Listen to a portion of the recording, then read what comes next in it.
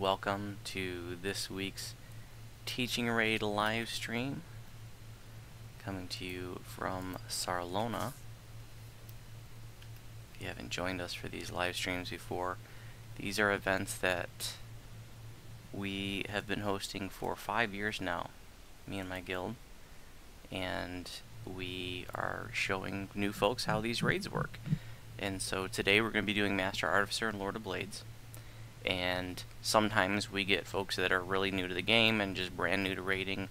Sometimes we get folks that have been playing the game since beta but just haven't gotten into raiding for various reasons. There's a lot of reasons why people don't raid. And sometimes we get people in between that, maybe they're experienced raiders, but maybe they just haven't done the raid that we're doing. We do a different raid every week. And we have been doing them all year so far, and we've actually worked through almost every raid in the game. After this week, we're going to be doing Heroic Abbot next week, and then that will mark like the first half of the Teaching Raid series for 2018. We will have worked through every raid in the game, and then, in years past, we did every raid twice, but we have more raids than ever now, so what we decided to do is cut out some of the older raids and just do them once. And so after next week, we will start at the top and be redoing some of the, well, all of the newer raids, and even the sort of the ones that are, even like 5 years old-ish. But we're not going to be repeating the ones, like the really old ones, like, Demon Queen and Vision of Destruction and Chronoscope and stuff like that. But we'll be redoing, Legendary Shroud and Riding the Storm Out, Defiler of the Just, and the Strahd raid, and all the newer ones. So, we're not trying to make these folks experts at the raids. We're just trying to give them a basic level of competency, so maybe they'll feel comfortable joining a pug and have a decent idea of what's going on and what they're supposed to be doing. So everybody that's in the group right now are my guildies. Hey, Don Thompson, welcome to the live stream. And every week I always make sure like half the group is my guildies, and they're there to help make sure things are a smooth run and to answer questions that maybe I don't know the answer to, or catch me if I make a mistake or have a brain fart or something. So Master Artificer and Lord of Blades are actually older raids, and we don't run these anymore in guild. In fact, I hadn't run these raids since last year when we taught them as teaching raids, so I felt a little rusty. So we actually did these on Monday night, I think it was, in the guild, just so I could brush up. So I'm going to take a few minutes to get the new folks in here. If you're watching the live stream, you got plenty of time to go grab a drink or whatever. And I'm going to get these folks in here, and then we'll get things started.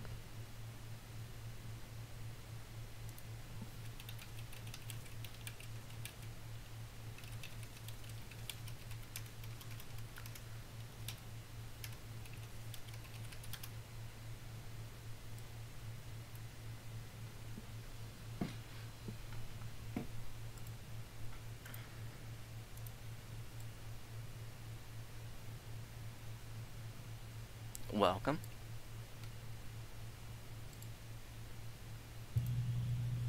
Hello.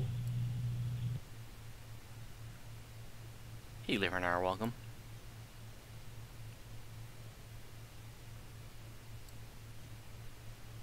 By the way, if you are watching the live stream, and if you're on Sarlona, this is a public event. I post details every week in the Sarlona forum.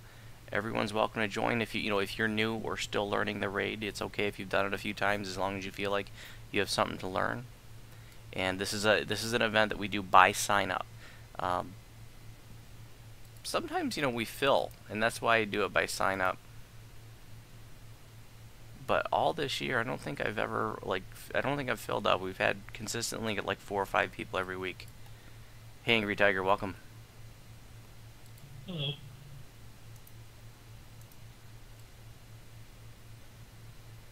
Lacertus, welcome. Thanks, Lou. Hi, everyone. So we got 3 folks that are returning that have attended our teaching raids before, but Ick to me, have you ever joined one of our teaching raids before?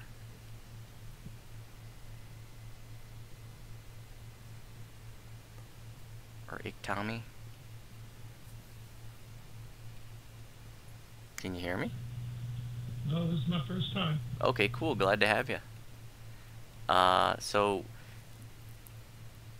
6 of the folks in the group are my guildies: LPR, Lemuria, Wooter, Gijo, Reconstructor, all my guildies here to help make things a smooth run.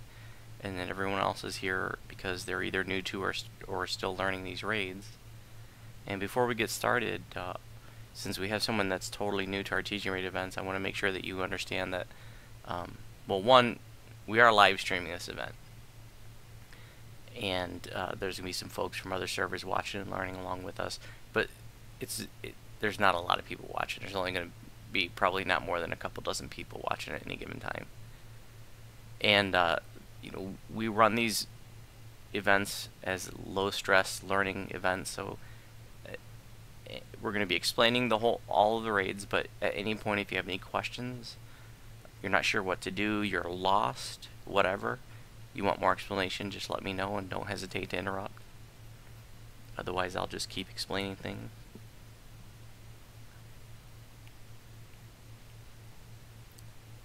And I want to know who here is totally new to MA and LOB. You've never done Master Artificer or Lord of Blades, and who, you know, like if you've done it a few times but you're still learning it.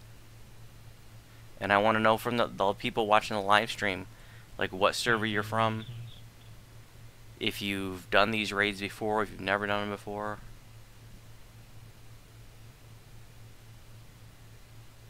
What did you say, Angry Tiger?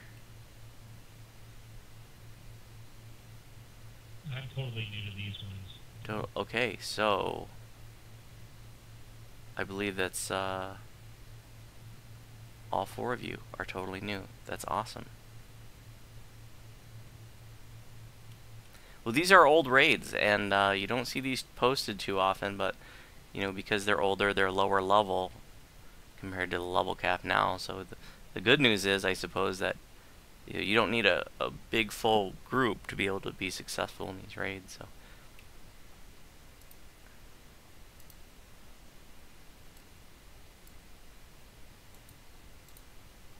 looks like everybody's flagged. And go ahead and step into the Slayer Zone. We do have to fight our way to the raids. I know you've been in here because you had to come here to flag.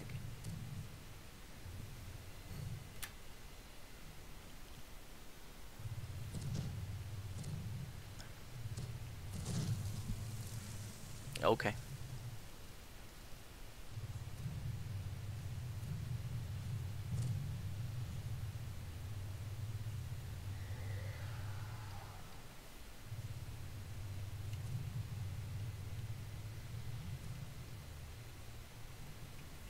We'll get a few buffs and then we'll start fighting our way there.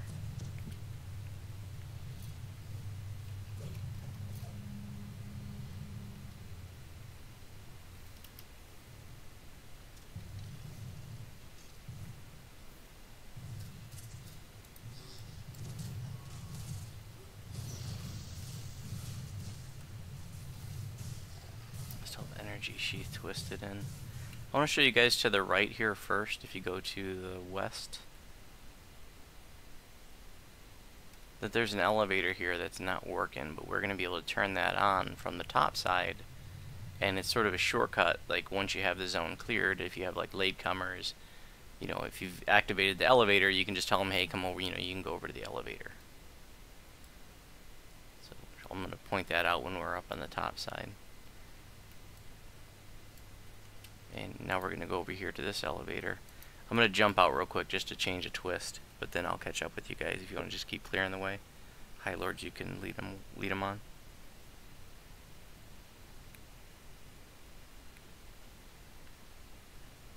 Still have energy sheath twisted in from our Friday night raid fest.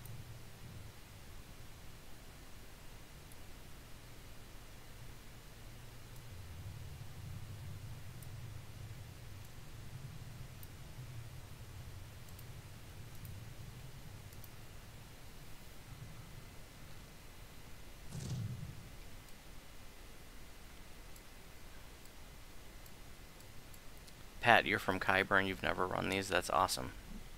I'm happy to have you. If anybody watching the live stream has questions, I will be monitoring the chat. My attention is mainly focused on the folks here in the event, but I'll be watching the live chat and answering questions when I can.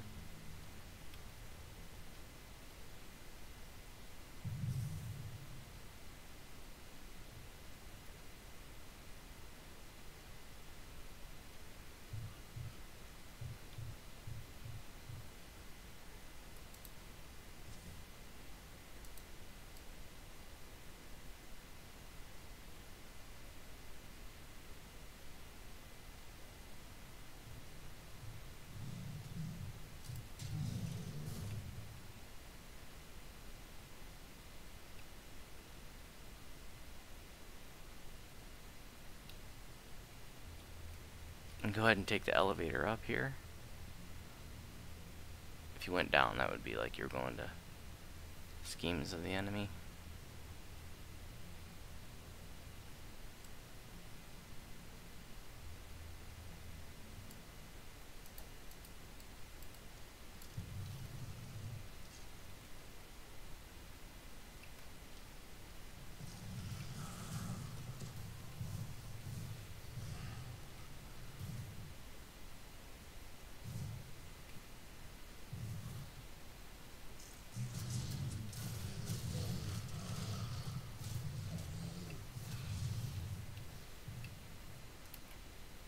The rear rack is up.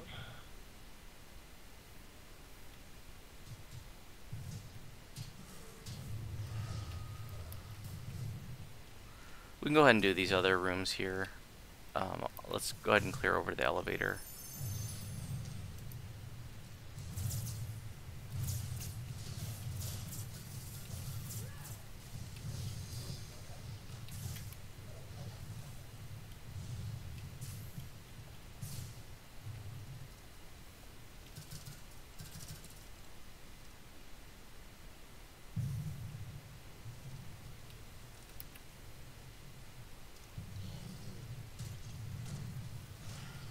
Be a rare in this room here.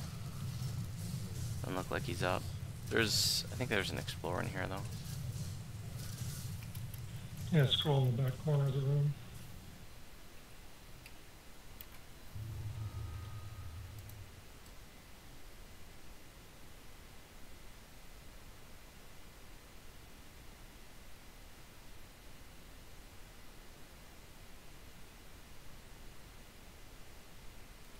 So right here to the west is the elevator, but in order to get to it, you got to kill these 3 golems.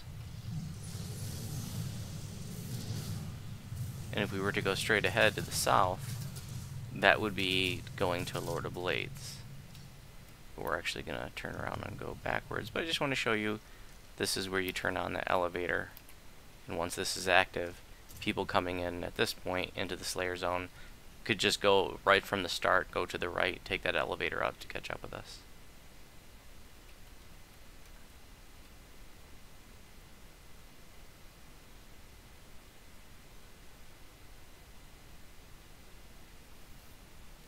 We actually have to fight our way through another Slayer Zone.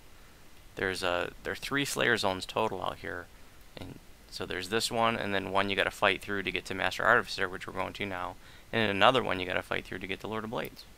And so, a lot of times what you'll see, if you do happen to see LFNs, is people they'll have someone hold the first instance so that it doesn't reset. So people that are coming in late, you know, can just run through the Slayer Zone without having to worry about fighting their way through it.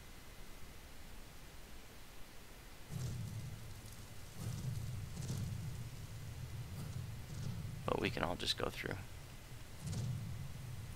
There's an explorer on the table right away when you get in to this next zone. And another one right over here where I'm jumping.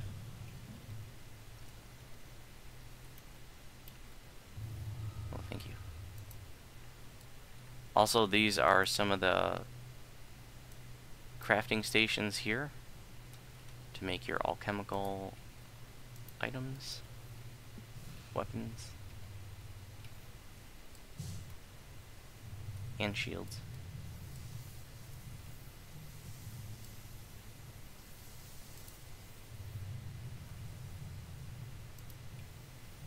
Collectible back here.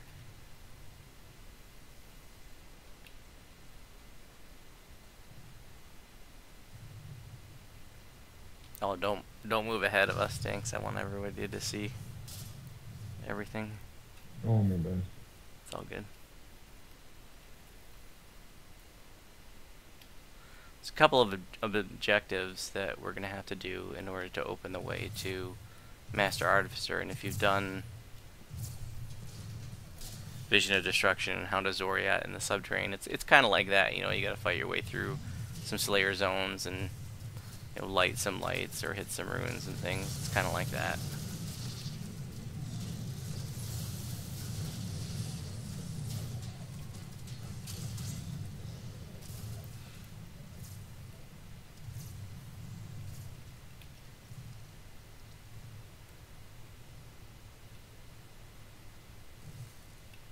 There's an explorer here.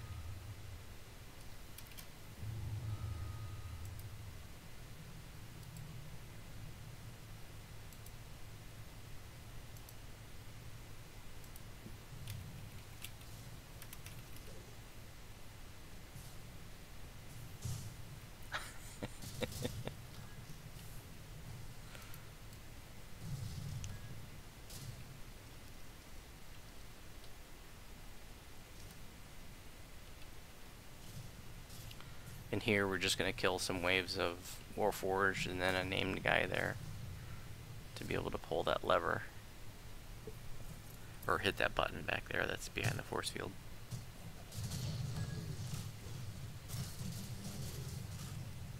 Now by today's standards, you know, because these are older raids, we're going to, you know, we're going to beat them pretty handily. But these were pretty intense back when the level cap was 20. And even fighting your way through this Slayer zone was a thing.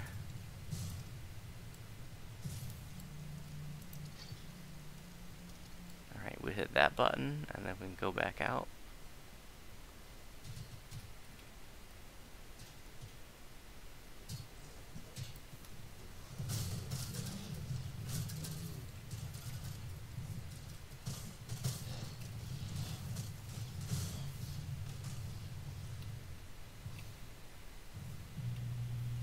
We got a barricade out here somewhere. We got what? Barricade dead. Yeah. Oh, is that one of the rares? Yeah, it's gold. Yeah, I think it was gold.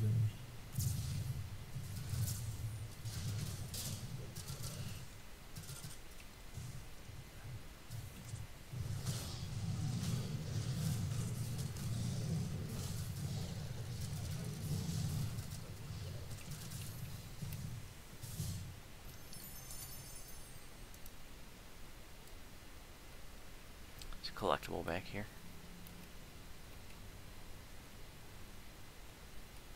So that's the way to go to the raid, but we have one more objective we got to do over here. 2 collectibles. Oh, is there 2 of them? Oh, look Yeah, at there's that. one on One either each side of the side. shrines. Nice, thank you.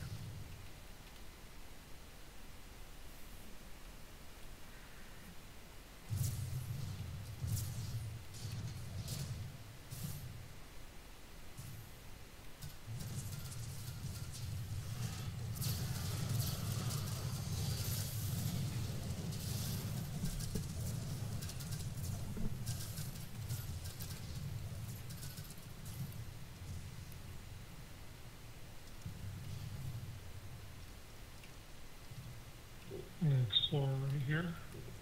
Don't go way into this room yet, because it will lock out. I just want everybody to see what happens here. It's kind of cool.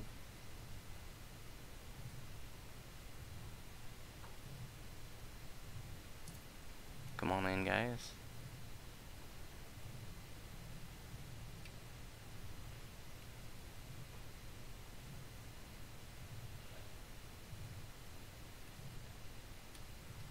Alright.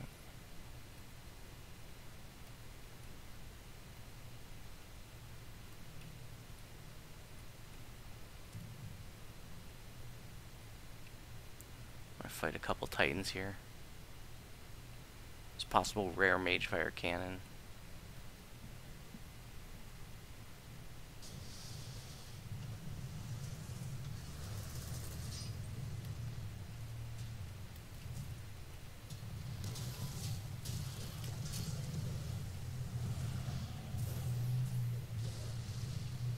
We'll be fighting a couple of these Titans in the end fight of Master Artificer.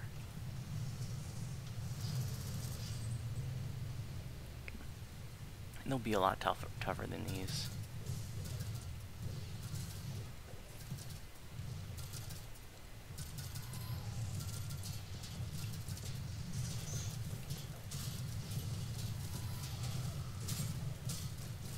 Hey Robert, welcome to the live stream.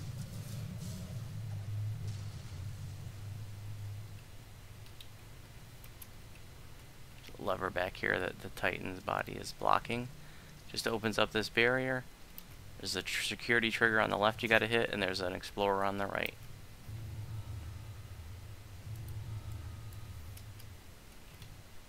I don't think I ever went back here. Look at that. Now we're gonna go right back out. Oh, the Magefire cannon was up. Cool. Chest on the side.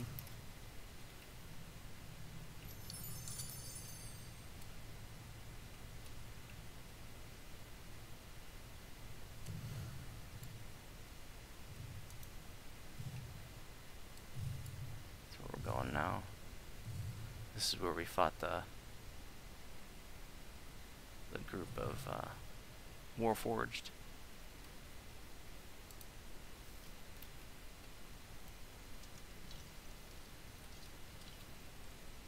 Couple levers to pull here.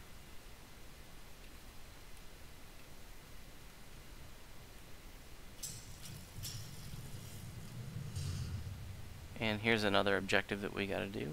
Some trash mobs to kill. A bunch of levers we gotta pull.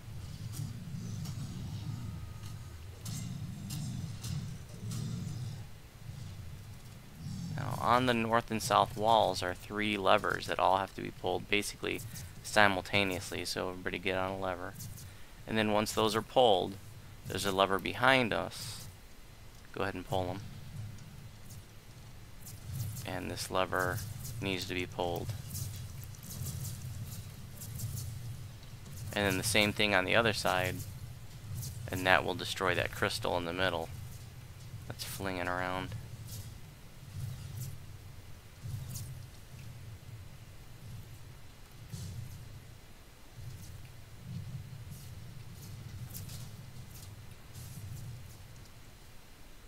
Just missed it.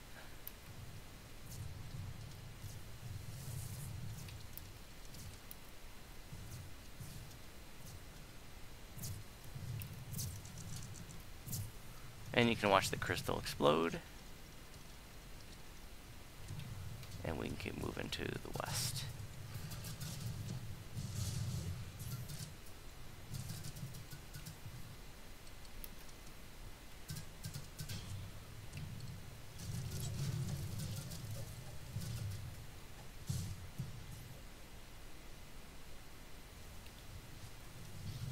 Explorer right here.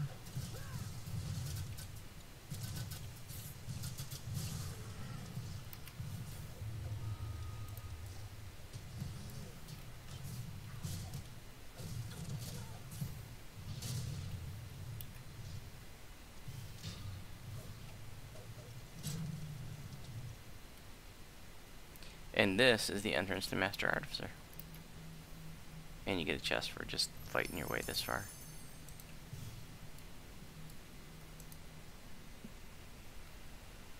These were raids that when we first started doing teaching raids 5 years ago, I didn't lead these ones. These were a couple of the ones that I didn't actually personally lead. I had guildies do it because I didn't know these raids that well. Back when these raids first came out, I wasn't really like hardcore into raiding, and I wasn't really interested in the alchemical weapons, so I just never got into them. I'd done them a few times, but I know them well enough to lead them now. There was a time, actually about 4 years ago, that my guild got into running them a lot.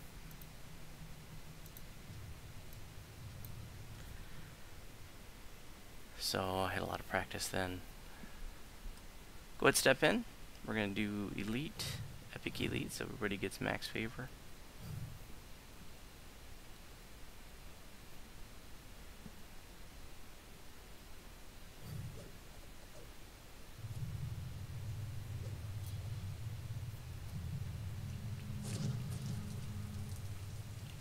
Everybody's in, let's get some buffs.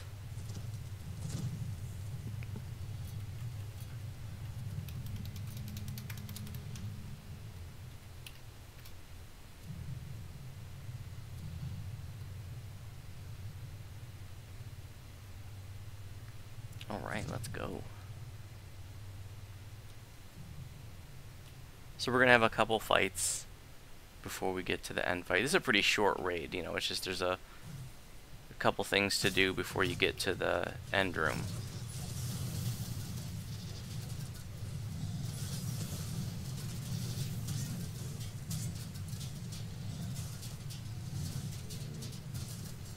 Isn't there something too where like only certain ingredients drop in certain difficulties of this raid too? Like if we're trying to make something.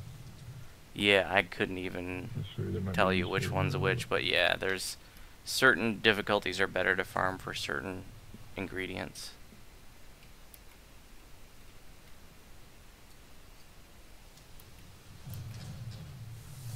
Disabling that trap box there is what charms these mage fire cannons.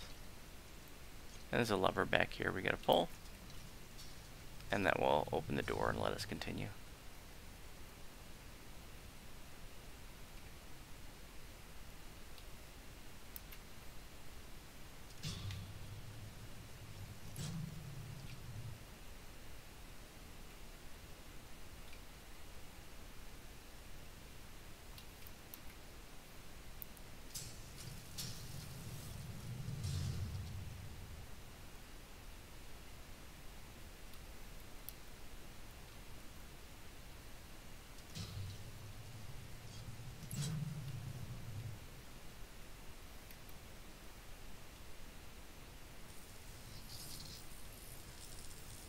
We're gonna have a little fight here.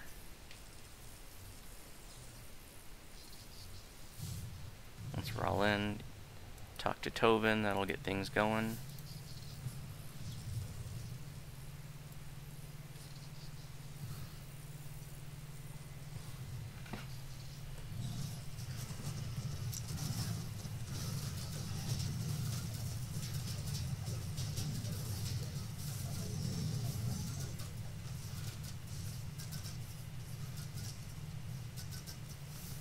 And there's a little chest here, lockbox in the back. Now we're going to go back the way we came, because there's an optional back here that pretty much every group will do this.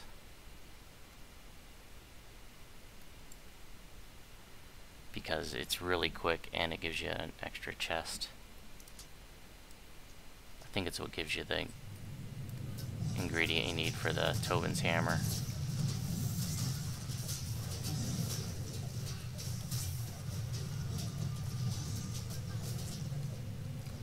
And since we have an Artificer with us, we definitely want to do it. I'm guessing you do. Do you have the Tobin's hammer, Big Tommy?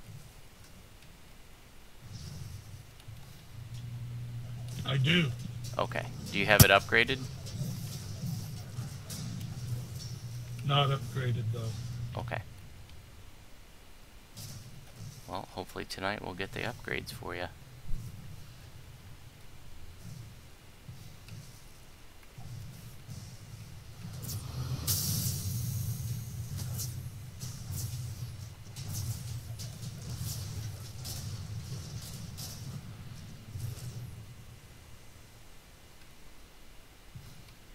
So here, the little objective is just to break these these like rusty pipes that you see, and one of them, a random one, will complete the objective, which is it says in the upper right hand corner in the quest box, it says optional destroy Tovin's soul cleansing device.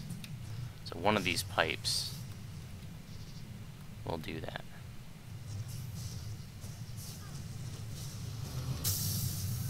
Floors are electrified.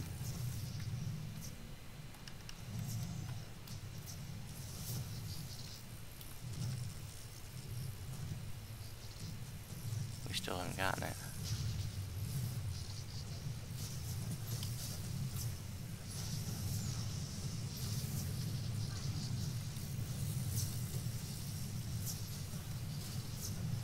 There we go. Straight back out the way we came.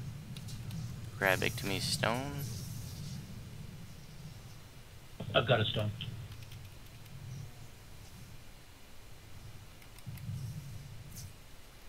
Incoming.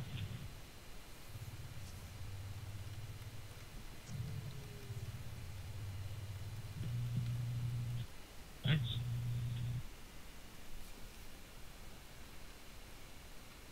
Wasn't even paying attention to the fact that we were coming in here without a healer, but we'll be fine.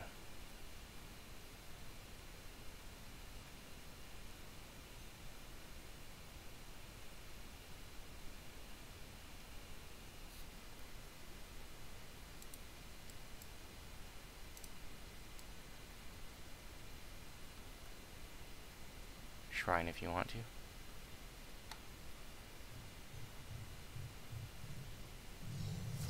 As we were making our way through this room that we've always been in, if you look down, that's where we just were. Where we were breaking the pipes.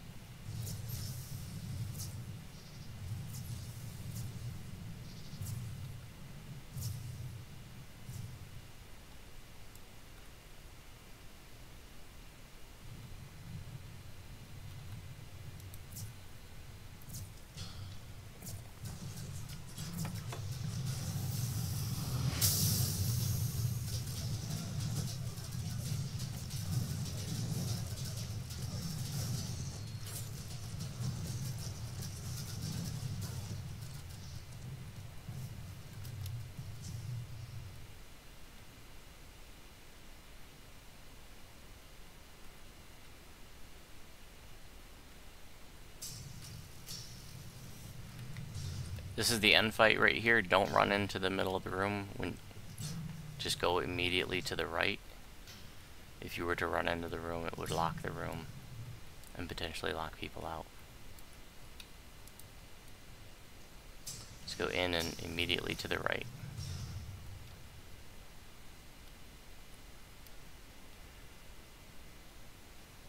So this is the final room here, and there's a few different waves of things that are going to happen, so I'm just going to take a moment to explain that stuff. But does anybody have any questions up to this point?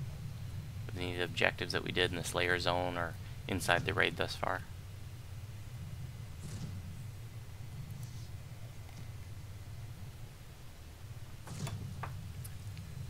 Hey Mom Spaghetti. Sarlona is the same as it was when we were grouping, I guess, a few months ago. I know some people have, there was a round of the Banhammer that came around, actually a couple rounds. There were some exploits, and some people got their tunes permanently deleted, others got put on temporary vacations, if you will. And so some people I know were really high-end players actually got their tunes deleted. So some of those folks are not around anymore, but not too many people I knew or ran with. There's one person that raided with us somewhat regularly, and he's gone now, unfortunately. Alright, so here's the deal. Once we step into the center of the room, it will get things started, and then the door will shut. And I don't think it ever opens again, even at the end, but I'm not sure. I never really paid attention. But the point is, make sure everybody's in here before you get things started. So we're going to call this little glowing pad that we're on home base, and we're going to keep coming back to it during some of the waves. or basically at the start of each wave. This is like where we're going to start. But the first couple waves are just trash mobs of like Artificers, some Iron Golems. The Artificers can be really annoying because, you know, they get their knockdown blasts and their stunning blasts, and so, you know, if you don't have really good saves, or if you're in here with like a lower level group or a squishy group or something, like they can be a problem. You know, you just come in here with like you and a few of your friends or something like that, and you're not taking it seriously, then those guys, you know, with their stuns and their knockdowns, they can really get you. So be careful of those. And there's also going to be these Watcher constructs, or I forget what they're called, but they're just floating orbs. They're pretty high, so they're easy to lose track of. And they're going to be blasting us with like magic missiles, and they can be pretty irritating, so it's great if the range tunes can take those out. And so there's going to be a couple rounds like that. I think the golems are in the second round. And after we clear out those 2 rounds of trash, then the next round is going to be some crystals that we have to, some like a cane of power crystals that are going to appear. Like one will be like right here where we're at, I think. And we're just going to start here and work like in a big clockwise circle around the room. Like from here we're going to go north and take out that one, and then just keep moving around in a circle, staying together and beating them down one at a time. They're notoriously laggy. I mean, you'll barely even be able to move when we're beating on the crystals. And it also regenerates spell points at a very, very rapid pace. I mean, it basically at that point, as long as casters are there on the crystal, it's going to regenerate all your spell points. And before those, and then once we kill all those crystals, and we come right back here to home base again, then there's going to be like maybe 6 or so mage fire cannons that we're going to do the same thing, starting here, working in a big clockwise circle, just beating them down one at a time. And then once that 4th wave is done, so it's 2 rounds of trash, then the round of crystals, then the round of mage fire cannons, then the 2 bosses, which are 2 titans, are going to appear. And their names are Ronnie and Margie, I think. And I forget which one's which, but they'll spawn from those doors. They'll come out of those doors that are to the left and right of Tovin. You see Tovin there in his force field up on that elevator thing. And the one that spawns from the room on the right, he's actually immune to like 8th level and lower spells, I think it is. So you don't want to, and he is like an anti-magic aura as well. You don't want to put casters on that one, although like Warlock bursts and blasts work just fine. But traditional casters, you don't want them to be on that one, so you put your melees on that one, and then the other one can be affected by spells, and that's the green one. The purple one's on, I think it's the purple one on the right and the green one on the left, and the one on the left can be affected by spells, so you typically want to put like your spell casters on that one. And they have to be beat down and prepped and killed at the same time. Because once they're both down, then Tovin will become vulnerable for a short time, and then we have to kill Tovin before he regenerates the Titans. If we don't kill Tovin fast enough, then he just brings the Titans back up, and then he becomes invulnerable again. So it's really important that you don't kill the Titans out of sequence. You want to prep them and then take them down together. I don't know exactly what the window of time it is before they get back up, but I don't think it's more than about 30 seconds tops. Does anybody know more precisely than that?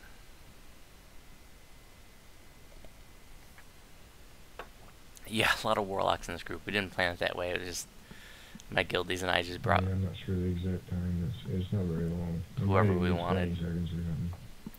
Yeah, it's not very long. Definitely, you don't have time to mess around. Like, you got to take them down together, and then everybody get on Tovin immediately, and he actually is vulnerable to things like dots right away, and then vulnerable to other ranged attacks shortly thereafter. The floor is going to become electrified, and it will become electrified like in different patterns. And for what it's worth, you can actually like tell the pattern that's going to be electrified by looking at lights. If you look above Tobin, you'll see there's like a whole bunch of signal crystals up there. There's like a grid of 9 by 5, and whatever pattern is up there, that's telling you like what the pattern of the floor is electrified. But we're not even going to pay any attention to that. We're just going to power through the electrical floor. And the floor is electrified like during the, I think during the crystal and during the Magefire Cannon phase. But I don't think it's electrified after that. I'm not even sure. But we've never even, you know, unless you're uber squishy, that's probably not even going to be a big deal to worry about the electrified floor.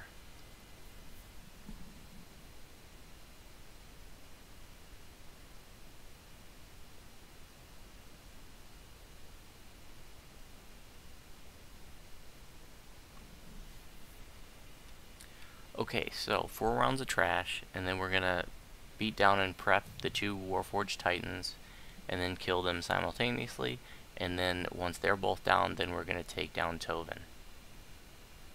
Any questions?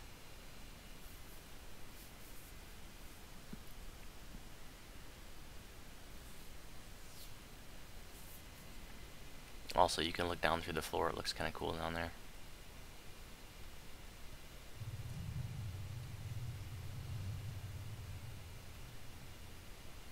Okay, let's just refresh buffs, and then we'll get started.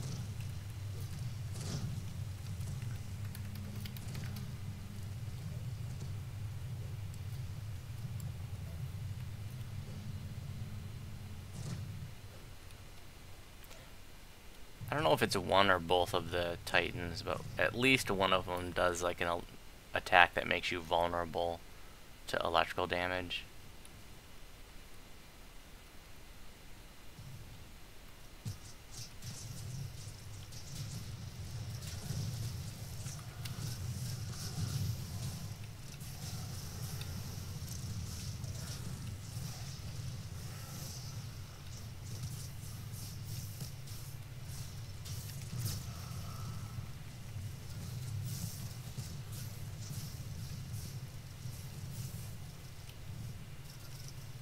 Maybe I'll just stick to healing, folks.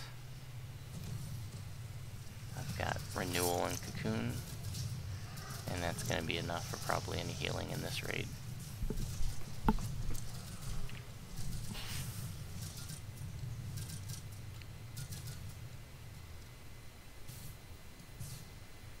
So if you look up, you'll see the Superior Sentinel Guardians now. Those are the ones that are going to shoot little force dealies at us. If there are any range tunes, you can work on taking those out. On it. Thank you.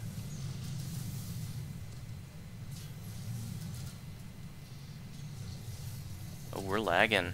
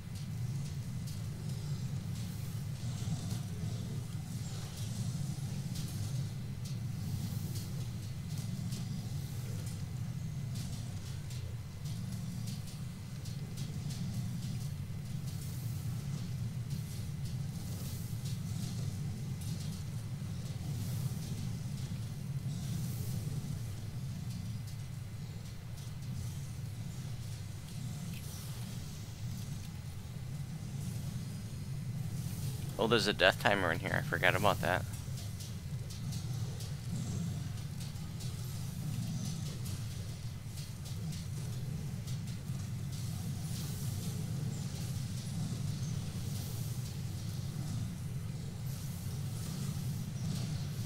Now that I think about it, I think this might have been the first content that featured the death timer.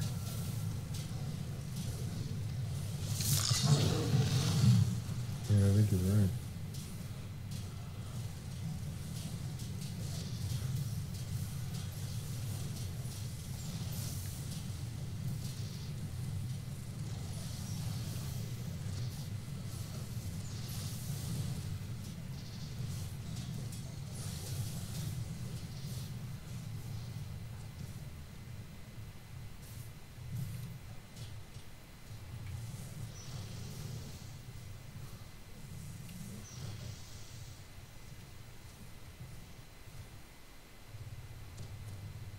Okay, ready to home base and beat on this crystal.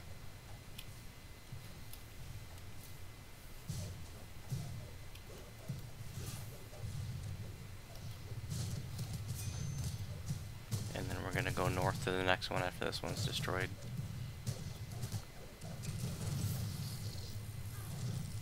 Notice that the floor is, part of the floor is electrified now. And it was the part you were standing on, Nick. Oh boy. No reason anybody should be throwing baby raises in here.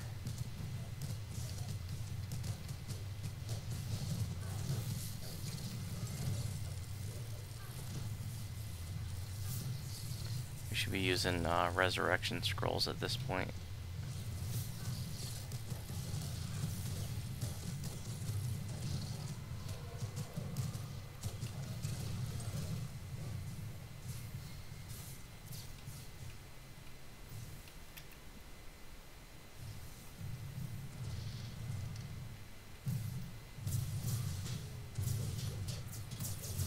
Back to home base, and we're just going to work in the same pattern to take out these mage fire cannons.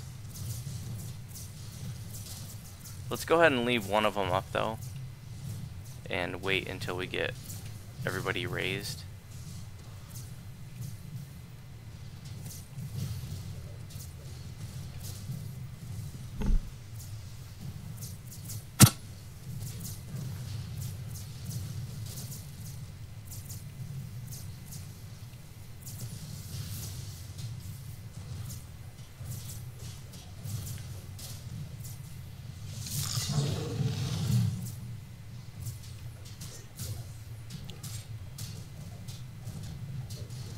Alright, leave that last one up, please. Just go back to home base.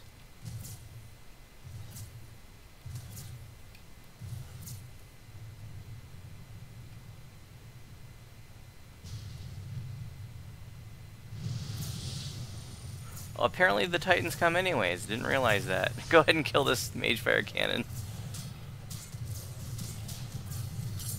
I just learned something. I didn't think they'd spawn until the cannons were killed.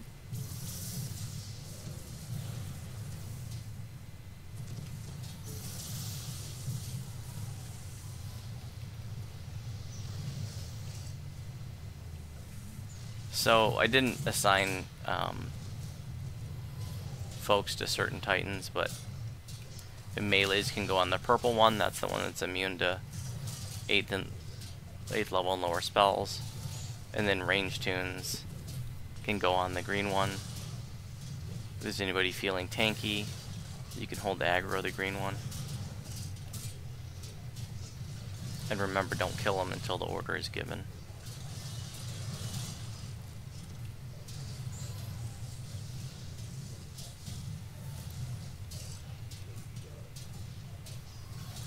I can't even put like displacing on myself because of the anti-magic aura that he has going. I guess that's this thing? Yeah, anti-magic field.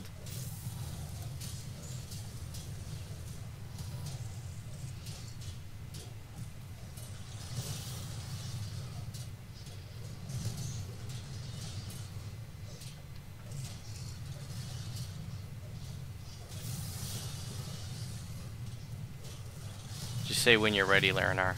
Oh, there you go.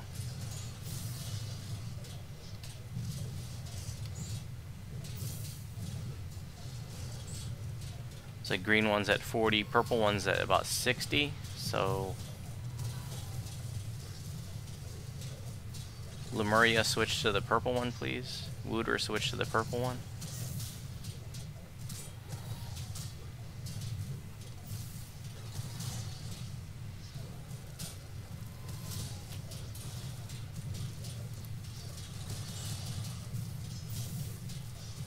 LPR, are you holding the aggro of Margie?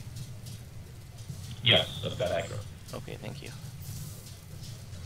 Purple's at about 35. Green's at about 20.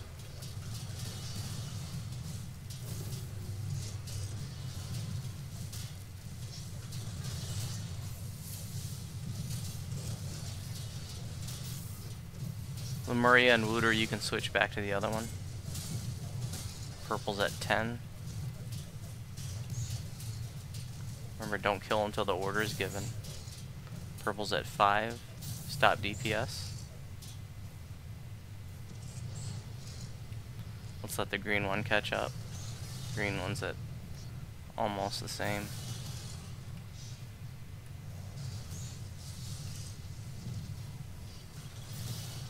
Okay, work on purple again. Go ahead and take him down. Kill, kill, kill. Purple's down. Immediately start working on Tovin.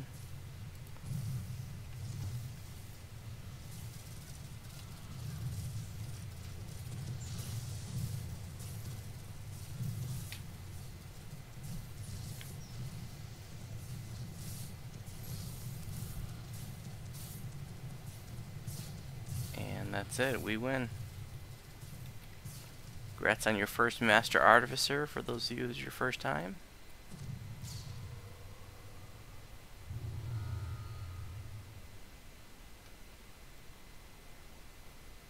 And you guys that, you first timers can open the chests, go for it. There are 4 chests. This is where you get your Tovin's hammer, base item, and your alchemical blanks. The alchemical blanks are unbound, but Tovin's hammer is bind on acquire.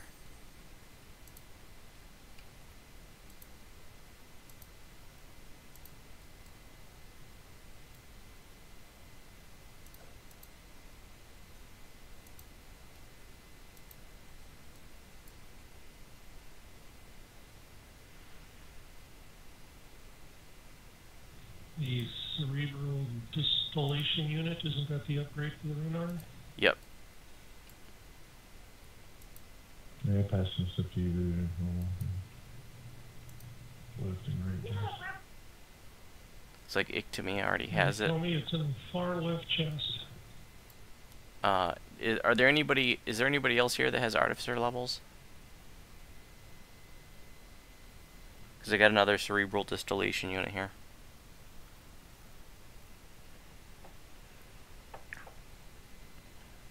Alright, Ictomy, I'm going to give you this other one too then.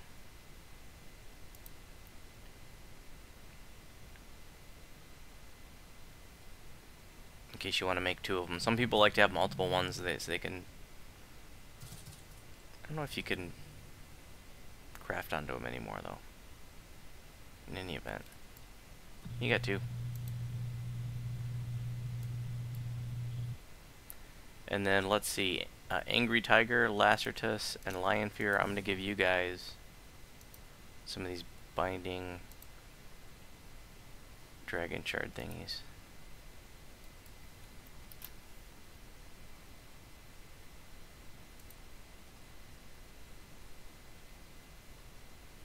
Lion Fear and Lacertus, that's in the right chest. And then Angry Tiger, you can have these ones in the left chest. Thank you. Yep. Thank you. Okay guys, go ahead and single recall out, don't double recall. We're just going to fight our way to the next raid from where we recall out of this one. If there's anybody watching the live stream that has any questions, let me know. I do not have an alchemical crafting video. I've only ever crafted 1 alchemical item in my entire time playing DDO. It's just not a system I ever really got that into. I do have a video that shows how to upgrade the nearly finished set bonus that's from the items out here in the Slayer Zone, but not an alchemical crafting video, and I wouldn't even be someone who is good at explaining how that works.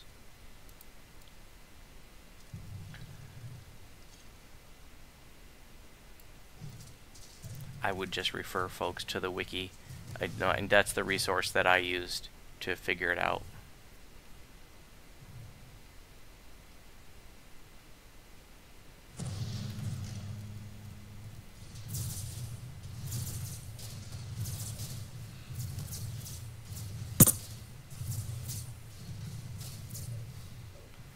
If anybody feels like switching to a healer for this next one, that could probably be helpful.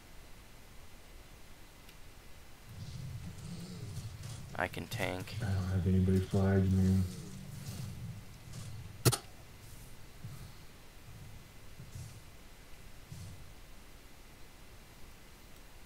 I got a little bit of healing ability on too.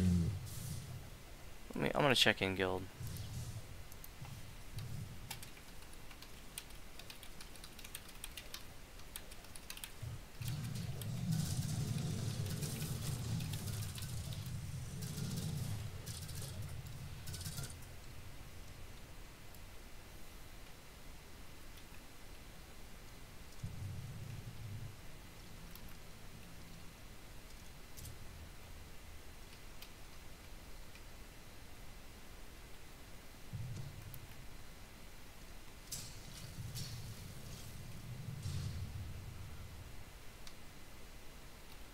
There's an explorer here on the left right before the door.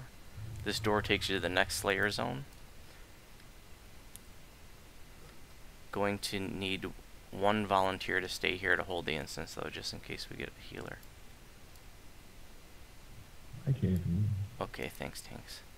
Everybody else go through the door?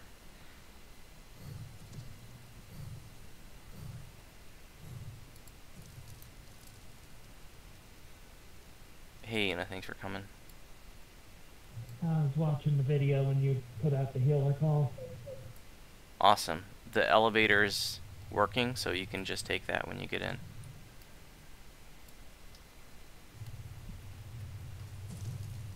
So we are in a different zone, different Slayer zone now, guys. So zoning into it makes you lose any buffs that you had from the previous zone.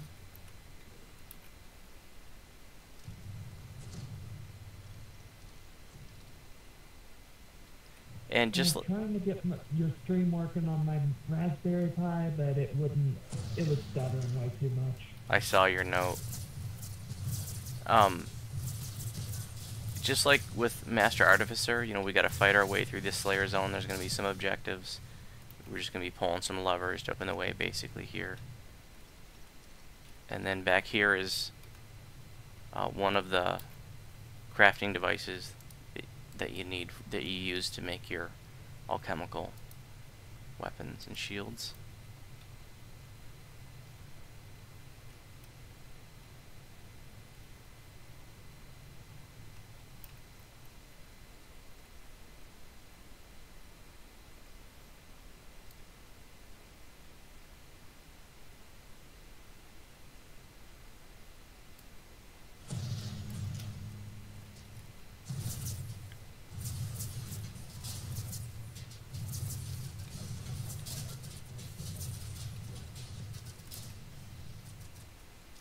For those of you watching the live stream, if you were fans of the Reaper Life series, Rashery is Ina. There's a lever here that we gotta pull, and then we can go right back out. There's a collectible in the back left of this room. I mean, not a collectible, I'm sorry, Explorer.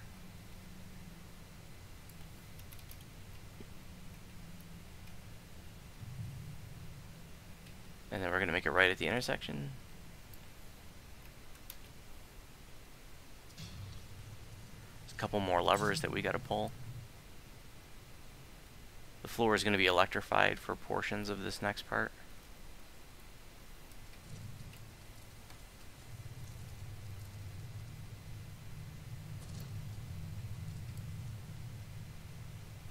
That wall will open up in this one too.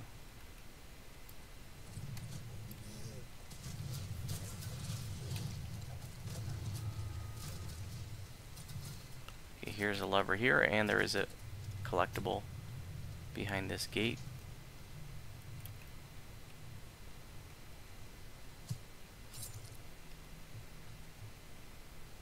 And this other way is open now. Did you go through Ina? Yeah, I'm in the other zone. Collectible. Okay, I'm cool with them. Collectible back right. Here's our third lever.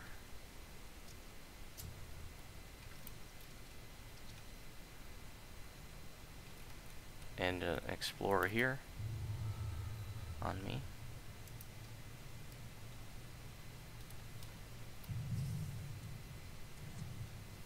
This is the part of the floor that's electrified. Those 3 levers that we pulled, that's what lit up these 3 signal crystals here and opened this door.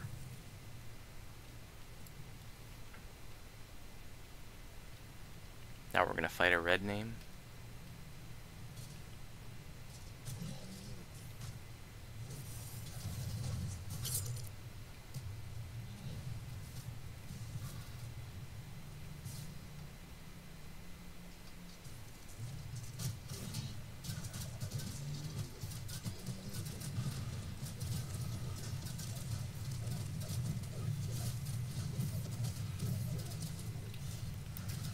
Then the lever here activates the elevator. We got a chest here too.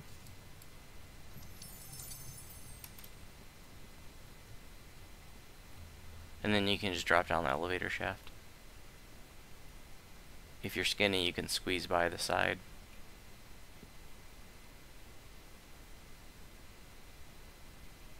There's a collectible at the bottom of the shaft. Don't worry, the elevator won't squish you.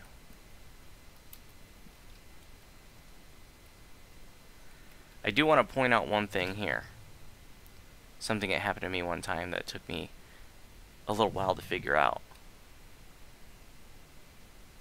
You get too many cookies and can't squeeze down. So in this next part, you have to kill all of the trash mobs to be able to advance.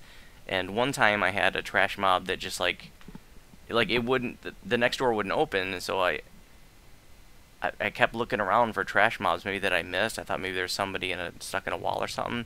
And he was actually right down here at the bottom of the elevator shaft. Somehow he had come up here and fallen down.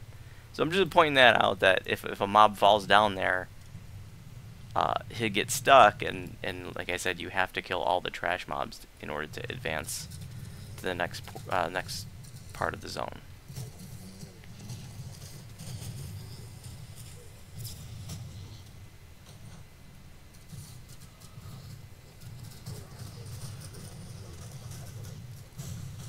It looks like there's a lot of ways to go here, but to the north and to the east is just a dead end. We want to go to the west. Oh, and get your chest. But if this didn't open, it's probably there's still trash mobs down one of those ways. So here's another little objective. There's 4 runes that we got to hit in the corners. I encourage you to fall into the glowing water to see what that feels like. It just does force damage. But we're going to see this glowing water in Lord of Blades as well. So jump into it now and see what that feels like. We're going to activate these 4 runes, and then the Iron Golem in the middle will activate. And we'll beat him down.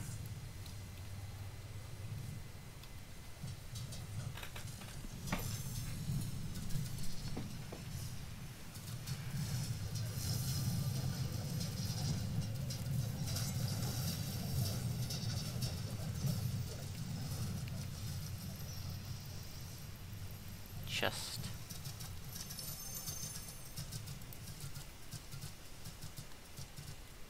Up the ramp to the west.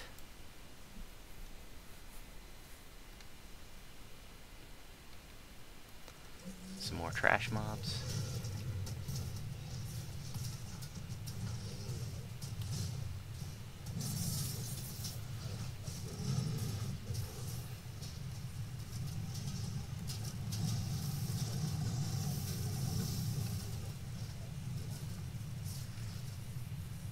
This Slayer zone can seem like a little bigger than it is, but like I said, you know, with that last intersection, like basically, if it's not the direction you need to go, it's just a dead end.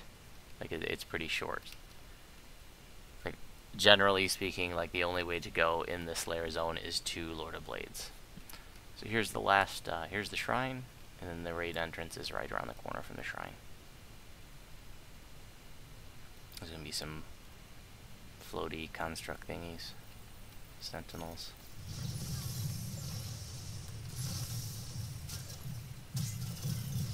There's a possible air one here too, isn't there? Oh yeah. And then there's an explorer here on the desk, on the console, and then we're just gonna hit these runes to open the way, to bring down that force field there.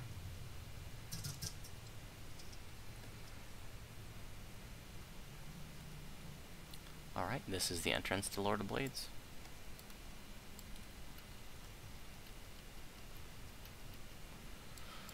I do want to emphasize that, well, we are going to do the tour, for those of you who know what that means, and please do not run ahead and pull the lever like happened last year. Just make sure that we all gather on the elevator before we pull the lever. This raid actually has a tour, which is kind of neat. It's a... There's no shrines either, so... Oh, good point. Yeah, there are no shrines in this raid when you do it on Elite, so if you need a shrine, go use that last one. And once again, we're going to do Epic Elite, so everybody gets full flavor out of it.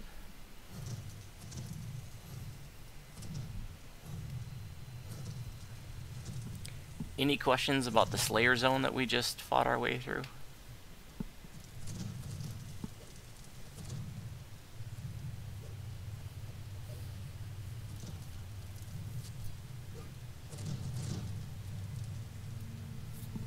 We got 17 people watching us now on the live stream. Share it to me. I forgot to grab it. And welcome to those of you just tuning into the live stream. We're just getting started with Lord of Blades Epic Elite. I know when I messed up.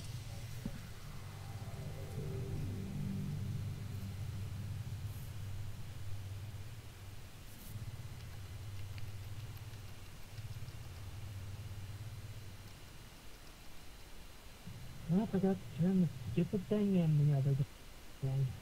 Uh-oh. I don't think you're going to be able to join us then. Oh Yeah, well. it's the all last one reset never. now. Okay, you know. We'll see you next time. I'll catch you after raids then. I'm gonna get dinner done. Cool.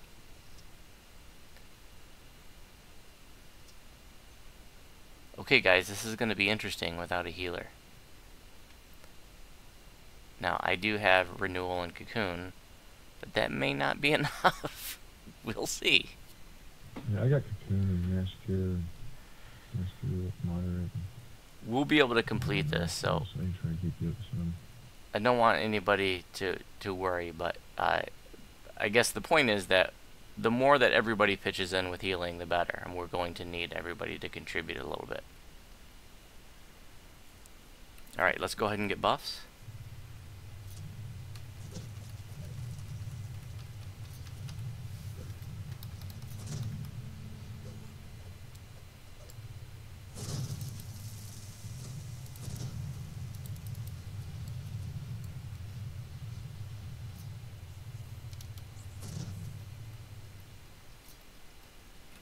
Okay, let's go. This doorway up here is a lockout point, so you want to make sure that everybody is past it before you keep going. And I forgot to point out, there's a lockout point in Master Artificer too, so I forgot to point that out. Okay, let's go.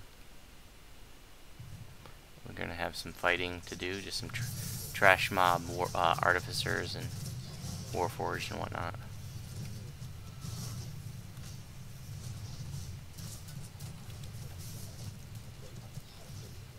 Alright, now we're going to keep going north.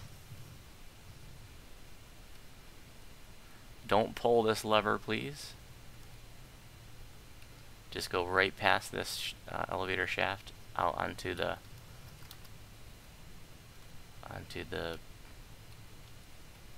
viewing deck. Down there is that's the end fight, and this is the what's this thing called?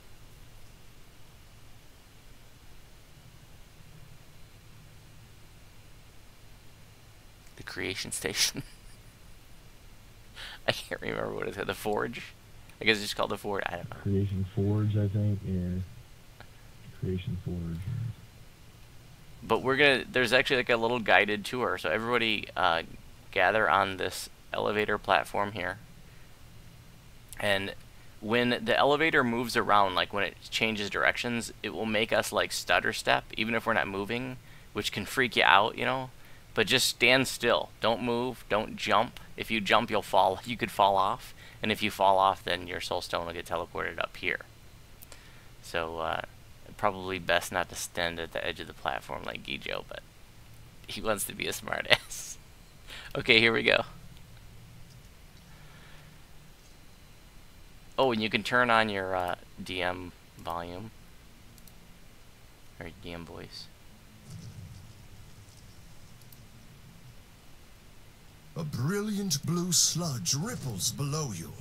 The liquid looks deadly, and the forge platform is blocked by a barrier. Jumping down would be ill-advised. I love this tour. This I think device it's is so massive. cool. With the obvious power it represents, it's no wonder that House Cannith has become so powerful.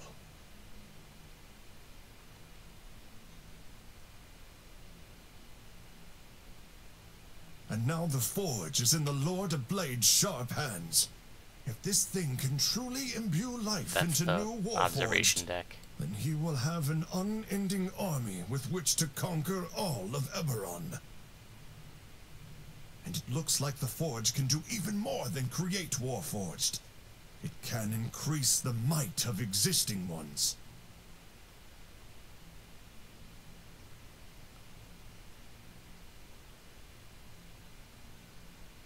Even now, the Warforged God soaks in its light, becoming even stronger and faster than he was before. Who knows what the Forge's limits are? There's the Lord of Blades. If the Lord of Blades has seen you, then he isn't concerned enough to acknowledge your presence.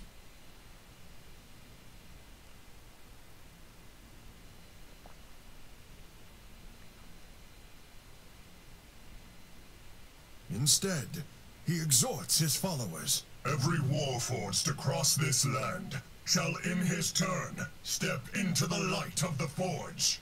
Any who refuse the transformation will be destroyed. In the end, the Warforged race will be no more.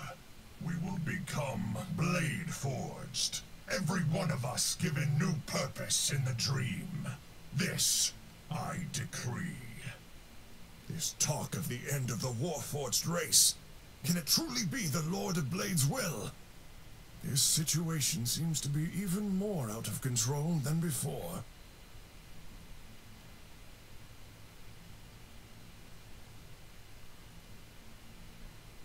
The Levitator has returned you back to where you started.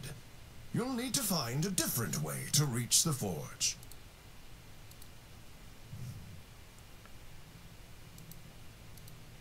And there you have it, the only raid in DDO that has a guided tour.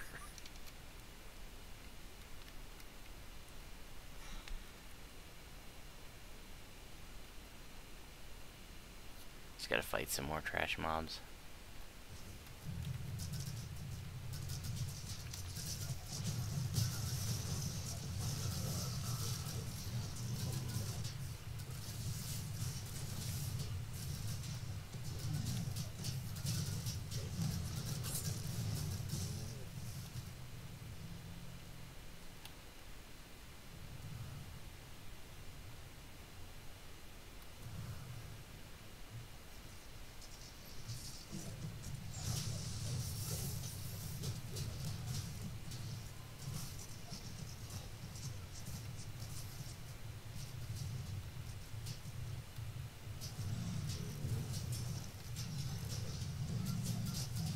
I mentioned at the beginning of the live stream how, you know, I hadn't done these since we did them as teaching raids last year, so I felt like I needed to shake the dust and rust off. So we did them in guild on Monday night, and I said, oh, I should try to solo this again. I haven't tried to solo it in years. You know, I tried to solo it basically like right after Warlocks came out.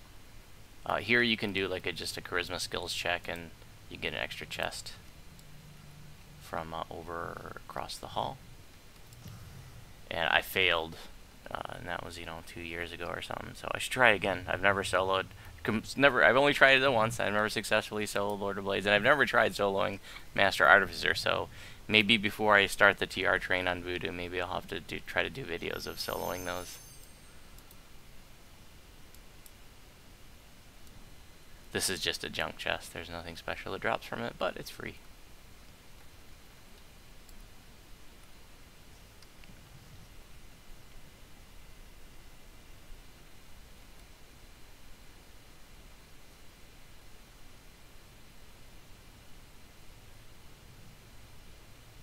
Here we're just pulling a lever to get this elevator started. There's going to be some assassins at the next floor.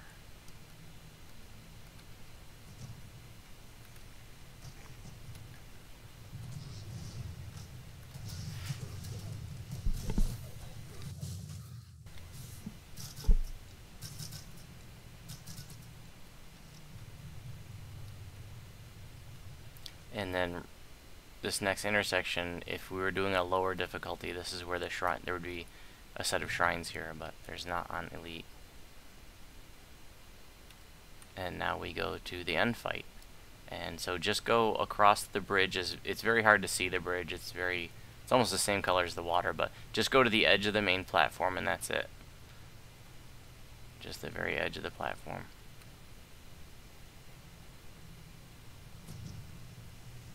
And I'm going to explain how this end fight works. But I want you to take a look around and note a certain feature of these pillars that are all around. You see, we're not actually here to kill the Lord of Blades. Every time you kill the Lord of Blades, he just regenerates to full. So it's not killing him that completes it. It's actually destroying all these pillars around the outside. Okay? And if you look at the bottoms and then at the tops as well, you'll see that there are these like couplings or junctions that could look like, I don't know, plasma-y or something. But there's like one right at the water level, and then there's, you know, further up there are those junctions as well. Those are the points of vulnerability for the pillars. So when we talk about, you know, pillars are vulnerable, it's those points that we're going to be shooting at. Now, at different points in the raid, different you know, the tops or bottoms will become vulnerable. Like at first, I think it's just the bottoms that are vulnerable, and then later on in the raid, the tops become vulnerable. And the raid will complete when all but 2 of the pillars remain. So once it's only 2 pillars that are left standing, that's what completes the raid. It's not actually killing the Lord of Blades, it's just destroying most of the pillars. I don't know the significance of why it completes when there's 2 left standing, but in any event, that's what it is. So, the Lord of Blades, back in the day, was like the raid boss to tank, and he was a raid boss that required a skillful tank to master. You know, he had a lot of special moves, there was a lot of coordination with his special attacks, certain things you wanted to do when he did certain attacks. But these days, you know, like a quality tank is just going to be able to just beast it, and it's, you know, it's not that big of a deal. You know, we're all, you know, the level cap's 30, and this was, you know, this was out when the level cap was 20. So it's definitely nowhere near as strenuous as it was back in the day. So once we step forward, the Lord of Blades will activate, and the tank will just pull him off to the side, and I'm going to tank him, and I'll just pull him off to the left. This water, by the way, you will take damage if you get tossed in there. So just make your way back to the main platform. It looks kind of neat. You know, maybe after we complete, you can get a chance to go underwater and see it. It looks like a UFO, like a flying saucer that we're standing on or something. It's pretty wild looking from underwater. So I'll pull the Lord of Blades aside, and then the other trash mobs will activate, and then those 2 dogs will activate too. And the dogs do like this. I mean, everybody just calls it the vomit. They're just going to shoot stuff onto the floor, and the stuff looks like that greenish water that's out there right now. And it's really hard to see on this platform. It's really easy to just, I guess the point is that people who are newer to this raid often struggle even noticing it, because it just blends right in. So just have a watchful eye out for the puddles of vomit. And you're going to take electrical damage if you're standing in it. It might not be enough to bother you, or maybe it is enough, you know, so just be aware that you're going to take electrical damage. Now, traditionally, what groups would typically do is have somebody assigned to kite the dogs, and they would just run around in circles with the dogs for the entire raid. while everybody else, you know, beat on the Lord of Blades and dealt with the other trash and stuff. But we like to actually kill the dogs. In fact, killing the dog is probably going to be easiest for any group these days, because the dogs just aren't that hard to kill compared to what, you know, when the level cap was 20 or 25. Like, you can, you know, when the dogs are active, you just have everybody break off the Lord of Blades and beat down the dogs. The dogs will respawn when the Lord of Blades is at 70, 30, and 10% health, and so we'll have to beat them down again. So the advantage to kiting them is that they wouldn't respawn, but then you just have to have one person dedicated to kiting them, and it became a problem. Like, if that person got tripped up somehow, then the dogs would run over to the party and cause problems. And so, you know, for years we've been just killing the dogs, and just so that's just that way we just don't have to deal with them.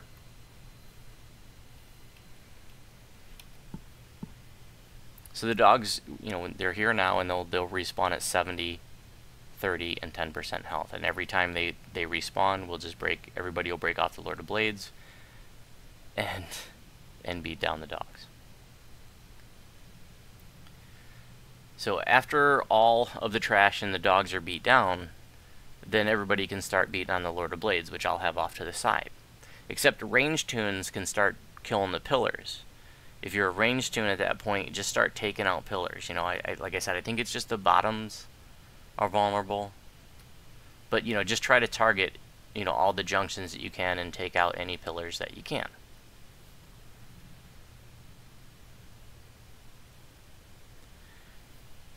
While we're beating on the Lord of Blades, he's going to have some special attacks. And he has like this one, you know, Rain of Blades attack that traditionally, you know, was pretty serious. You know, he shoots a bunch of blades up and they come raining down on us. And in the center of the platform, underneath the forge thing, basically where he's standing right now, was safe from that. So everybody would run there. But more than likely, the Rain of Blades isn't going to, you know, be that big of a deal for you. But if it is a problem, that's where you want to run, to the center. It just doesn't do that much damage by today's standards. But if it, like I said, if it's a problem for you, then you just go to the center. He also has a whirlwind attack, and that attack still can be kind of serious because, you know, he can knock you around and knock you down, and he can knock you into the water. So, you know, when we call out whirlwind, you probably just, you know, back off the Lord of Blades until he's done spinning around.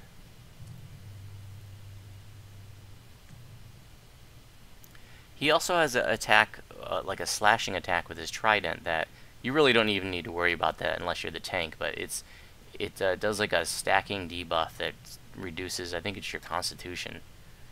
It's constitution or hit points, but if you're blocking, it'll block that debuff.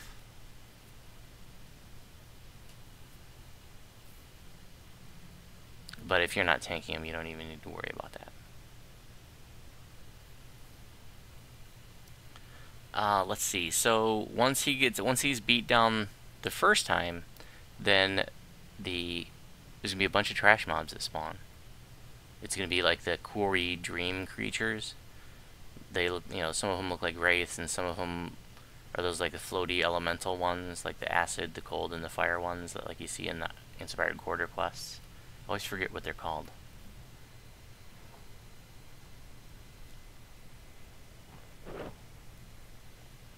And everybody's gonna break out the Lord of Blades. Mephits?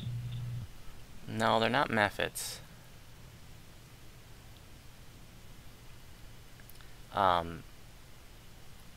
But everybody will beat that stuff down. And that stuff doesn't endlessly respawn. You know, there's some folks that think that it does, but it's just a, you know, 2 or 3 rounds of that stuff. And what some groups might traditionally do is that they would kill it all and like leave one archer alive. And that way the next round wouldn't spawn. You know, the trash was pretty serious back in the day. Like that part of the raid, because there was just so much trash and you had the tank dealing with the Lord of Blades, and, you know, it could get pretty rowdy. And that was like the end of the raid, so people were really out of resources, so, you know, it could get pretty tight. But we're just going to kill it all. You know, it's not going to be any big deal by today's standards. We're going to kill all the trash. It'll be 2 or 3 rounds of it. And the pillars will be vulnerable at that point. So that at that point, like if you wanted to finish the raid at that point, you just, you know, You could even just take out the pillars if the trash wasn't bothering you. Or you can clean up the trash just to get it out of the way. However, there is an optional, which is called marking the Lord of Blades, which is beating him down additional time. So, remember what I said earlier, when you beat him down and you kill him, essentially, he just regenerates to full. And you can spend all night long just beating him down, he'll just regenerate forever. It's not killing him that completes the raid, it's killing the pillars. So what we're going to do is we're going to leave about 4 pillars up. And we're going to beat the Lord of Blades down again, all the way from full to 0. And then we're going to do it a 3rd time. And the reason why is because if you mark the Lord of Blades 3 times, you can beat him down. And I'm calling it marking because that's what it's called in the quest box. It says optional mark the Lord of Blades or something. I can't remember exactly what it says, but it's something like that. And if you do that optional where you beat him down 3 times, then you get an extra chest. 25 points to whoever danced me. You get the extra chest, which gives you your upgrade part for the Tovin's Hammer. One of the upgrades, the Cerebral Distillation Unit, came from Master Artificer, which we got for Iktomi last time. The other part, which is the Motion Fixation Device, comes from this raid, which hopefully we'll get for Iktomi this time.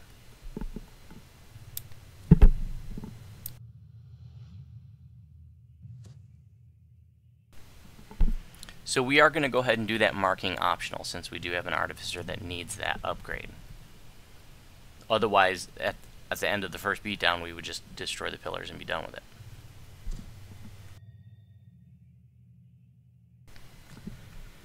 Well, that's the gist of the things I need to say before we get started. Any questions before we start the end fight?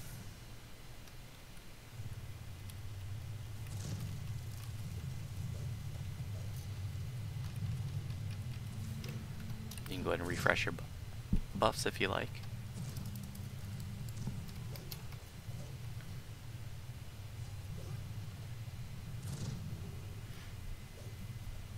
Thank you, Wooter. I thought about that earlier, but then I forgot.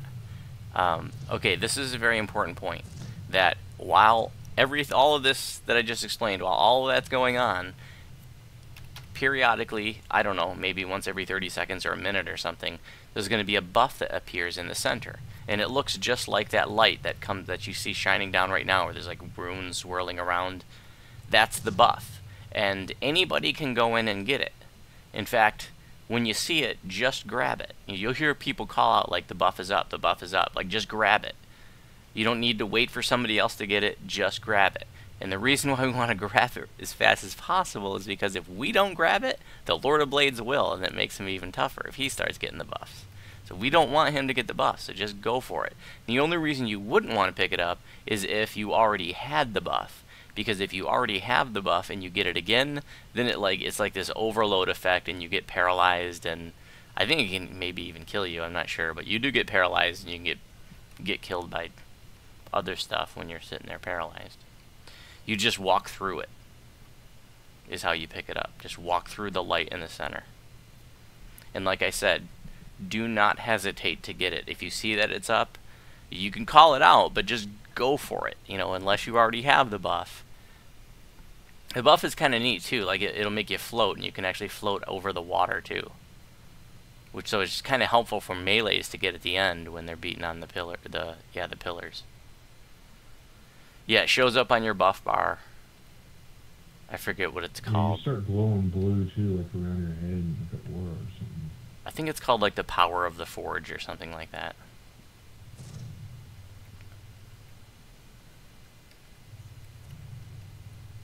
Yeah, it'll be in your buff bar, so to avoid, and it times out. It's not a very long buff. It's only like, I don't know, maybe 90 seconds. Couple minutes. Thank you, Wooter, for reminding me of that. Alright, we're gonna get started. I'm gonna grab the Lord of Blades. Everybody else, work on trash. Watch for the dog vomit. It might be the case the vomit, is no big deal for you to stand in, or you might need to avoid it. Just depends on how much, electrical damage mitigation you have on your tune.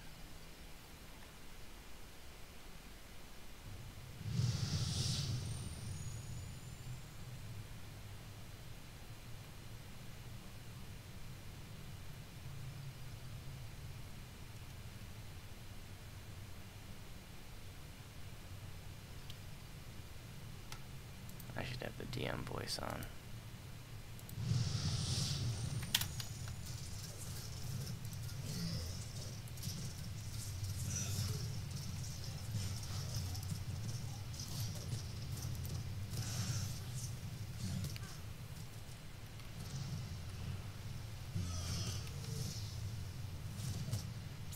You don't want to, if you're tanking the Lord of Blades, you don't want to get too far back because he could knock you into the water. I mean, he's hard to position perfectly, so I found if you know, maybe a body length in from the edge, it's a little bit buffs up. Go ahead and grab the buff.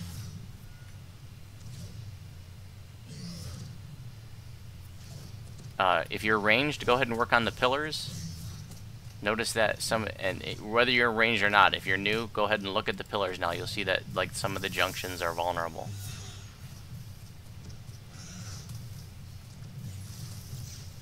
Looks like some of the tops and some of the bottoms.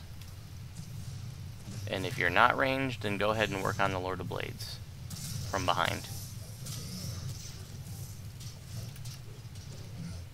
Buff is coming up.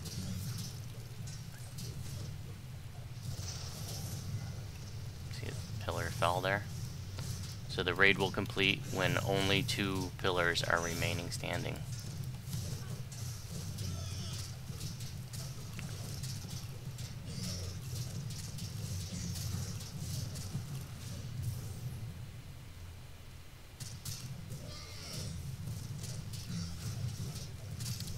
I had the right weapon.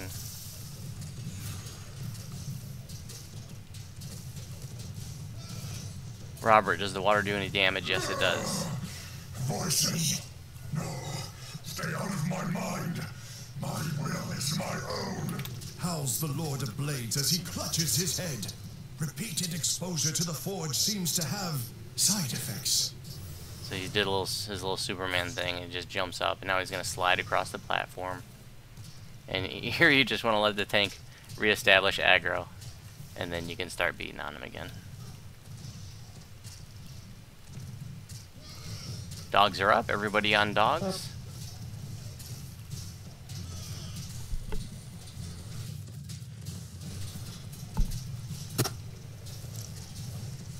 Whirlwind, stay away from the Lord of Blades. See, he tossed me out there.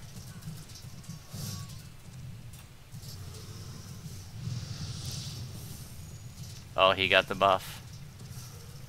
That's okay.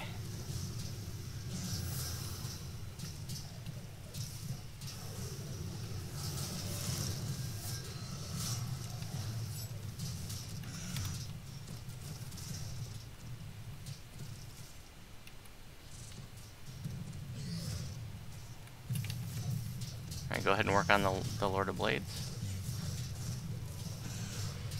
Buff coming up.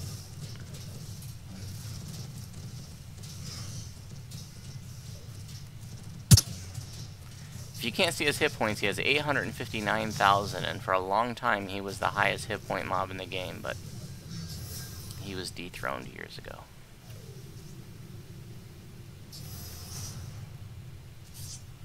When he lands, he'll then slide across the area, and he's yellow named when he lands and we slide, so you can't hit him or intim him until he completes his slide, so it can make it tricky. Buff coming up.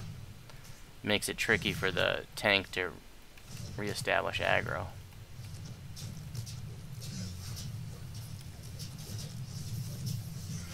What's his DR for melees and range tunes? So many voices. No, I am no mere shell.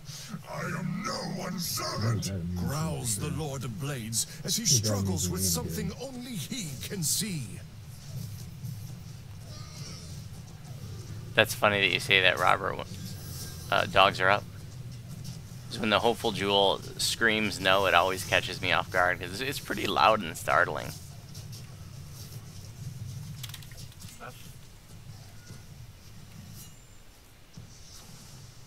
Rain of Blades is happening. So if that's hitting you too hard, then you want to go to the center.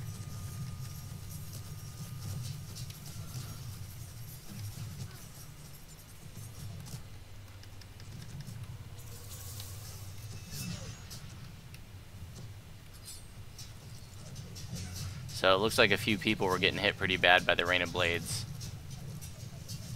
So when that happens again, we'll call it out, and you guys, if it's hitting you, you just go to the center. It won't hit you in the center.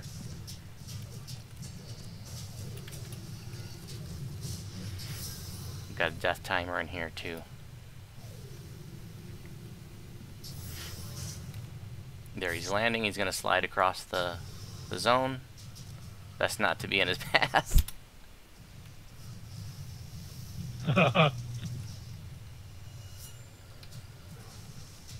Rain of Blades.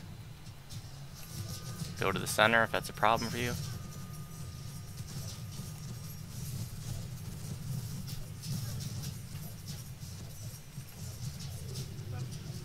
Superman. Buff. Lag. Oh, it looks like Ictomy, you got the buff twice. So look at Ictomy in the center. You see he's paralyzed because he got the buff twice.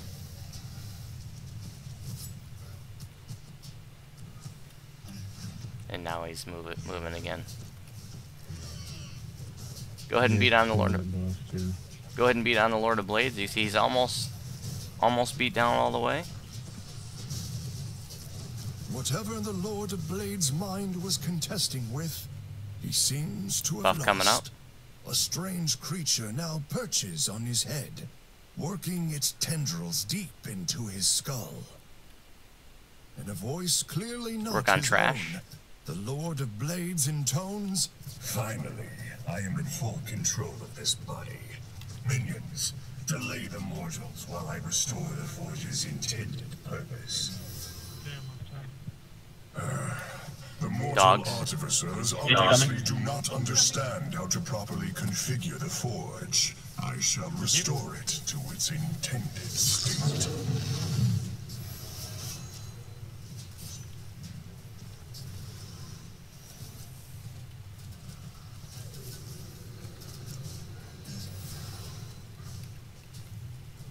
And the Lord of Blades is just going to keep like flying around. So you just want to stay out of his path as he's sliding around. Kill all this trash, kill the dogs, just get it out of the way. We are going to be marking the Lord of Blades, so we don't want to kill all the The pillars. alterations you corporeal creatures made to the Forge will take a few moments to undo. For this, you shall have to be punished. The hide on one of the hounds cracks, dissolving into a green mist. So, the Forge's regenerative power has its limits after all. Go ahead and work on trash. The pillars jutting out of the blue goo sparkle with energy. It looks like the Lord of Blades has completed whatever he was doing to the Forge. A planar gateway rips open in the middle of the platform, and creatures of nightmare burst through. The Lord of Blades greets the new arrivals. These war-forged bodies are much more powerful than the automaton shells we used so long ago. With access to such an abundant supply, this time we shall complete our conquest of the material plane.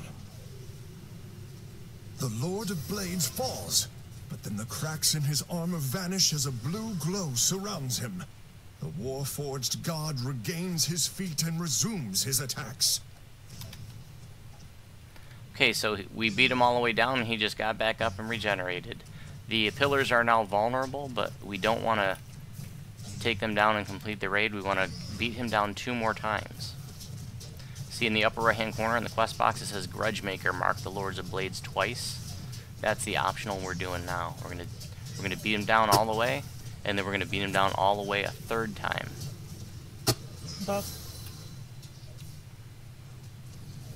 There's the buff in my buff bar. Life Forge overcharged.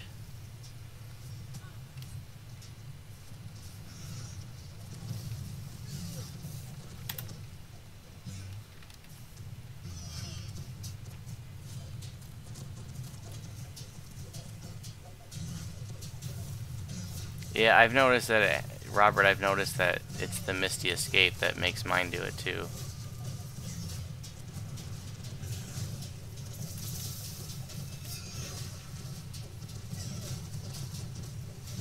You should be able to see, like, there's a quarry, like, on his head now. There's a quarry controlling him. Buff up. It's a little, well, it looks like a giant tick that you see on Inspired Quarters.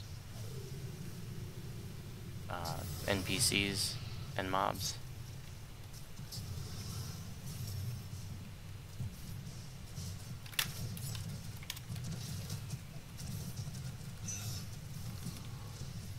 Whirlwind, stay away from the Lord of Blades.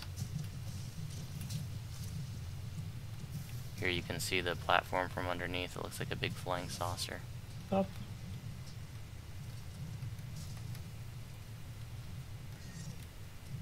It's like Close Encounters of the Third Kind or some shit.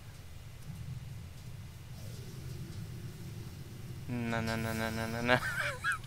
We'll let them deal with the Lord of Blades for a bit. My aura keeps me up.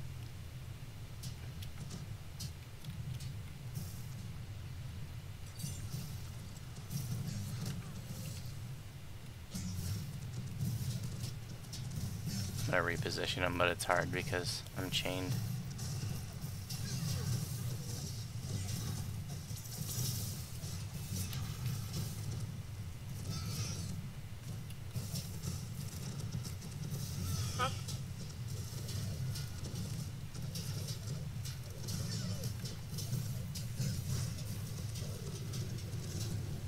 So really, the Lord of Blades is sort of innocent, I suppose. I mean, I don't really know the story, but it kind of seems that way. I mean, he's being controlled by the quarry. So, at least in a court of law in the United States, if you're coerced into doing something, then you're not held legally responsible for the action. So, perhaps, at least from that standpoint, the Lord of Blades isn't responsible. I don't know what the law is here in Stormreach, though. We'll have to look into it. I didn't really want to get the lawyers involved, but I guess we're there, aren't we?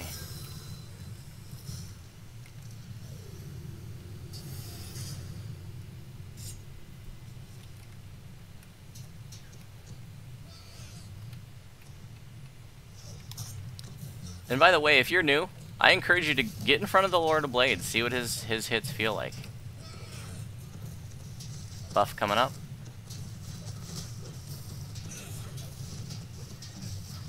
Buff up.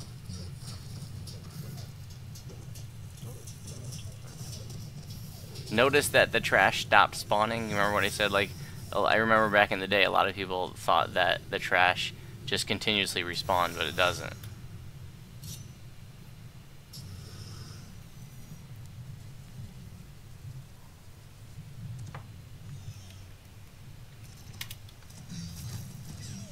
You toppled the Lord of Blades to his knees yet again, but the Forge's power almost instantly revives him.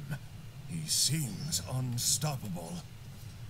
Okay, now there's the optional up that says Domination, mark the Lord of Blades thrice. That's what we're doing now. And by doing this one, that will get us the extra chests that can possibly drop the motion fixation device, which is the second upgrade for the Tobin's Hammer. Go ahead and beat on the Lord of Blades. But remember, at any point we could have completed the raid. After the first beatdown, at any point you can complete the raid just by destroying the pillars. But we're going to do that after this next beatdown.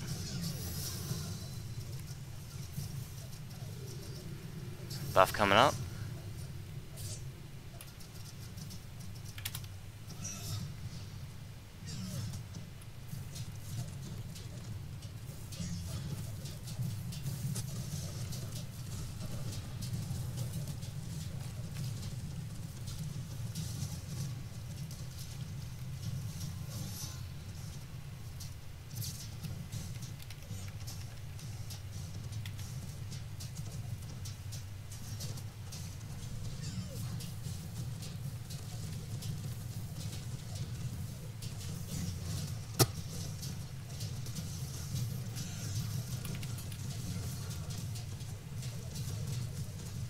Buff stuff.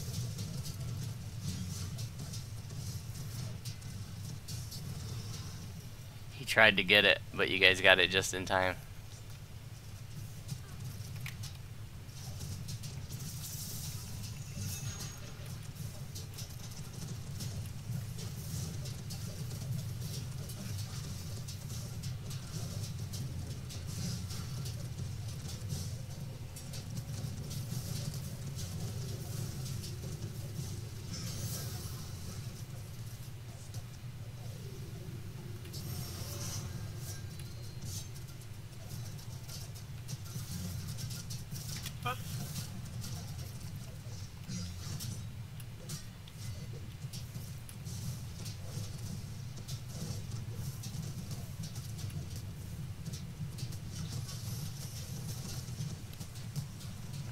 He's doing his whirlwind now.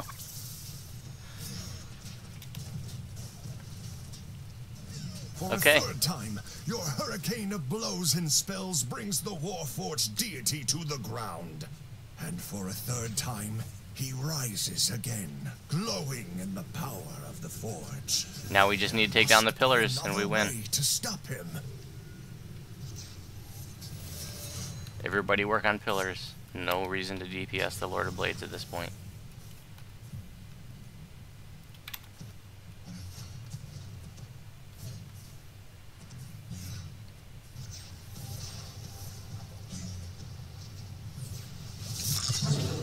I'll see if I can get the buff and show how you can float on the water. I don't know if there are different kinds of buffs. I never really paid close attention.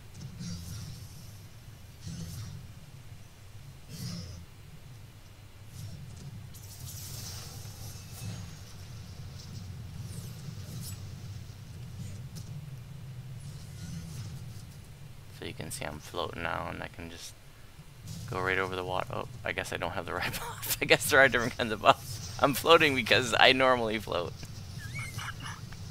But there is a buff that lets you float on the water, which is pretty cool.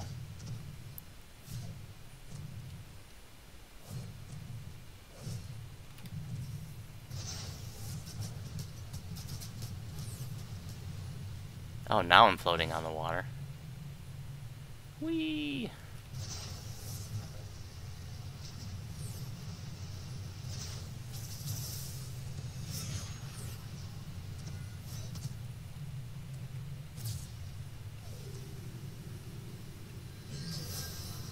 I see 5 pillars remaining.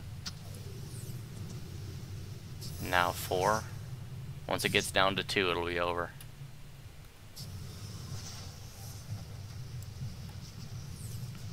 Three left, 1 more, and we win. With the last pillars collapse, the planar portal snaps shut. There's one final wail of anguish, and the nightmare creatures disappear as well. The Forge's influence on the Lord of Blades appears undone as well. He bellows rage and wrath. No one shackles my will! Not Kenneth, and not these creatures of nightmare! No one! The furious Warforged god looks about and takes stock of the events wrought by the Forge, then exhales in disgust. Bah! A curse upon this place! I see it now. It was nothing but a trap to enslave us to yet another master. I take my leave of this wretched forge. It is done. By your own power, you prevented the calamity that House Kenneth, with all of its infinite resources, could not stop. Now all that is left is for you to claim your just rewards. If you want to, if you feel like you can survive the water, you can go underneath and check out the flying saucer that we were fighting on this entire time. It's pretty wild looking.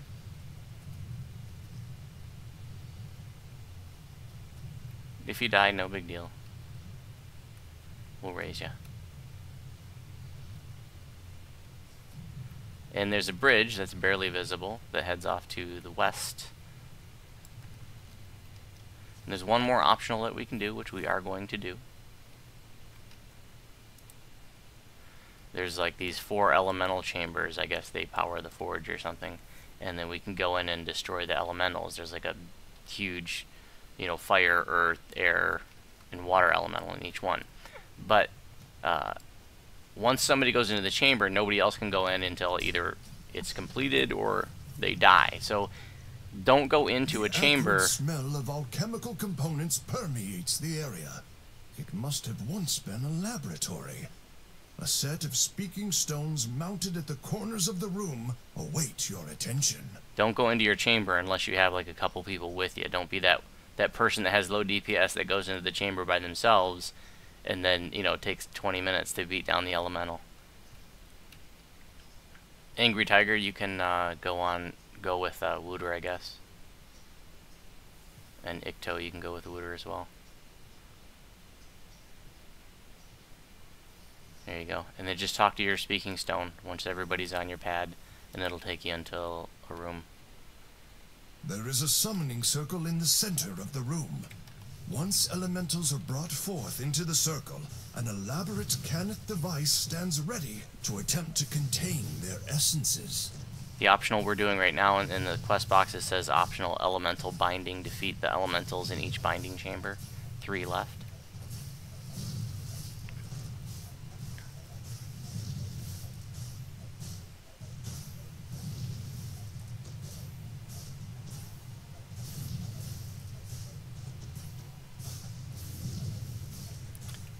And this will get us an extra chest. And once you kill your elemental, just go right back out the way you went in. It's a little portal.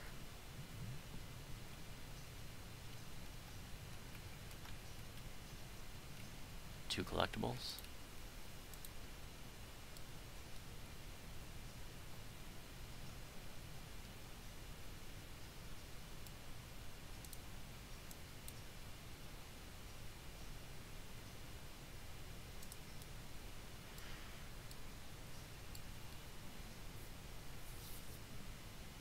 Caneth machinery whirls and hums, processing the elementals you have dispatched.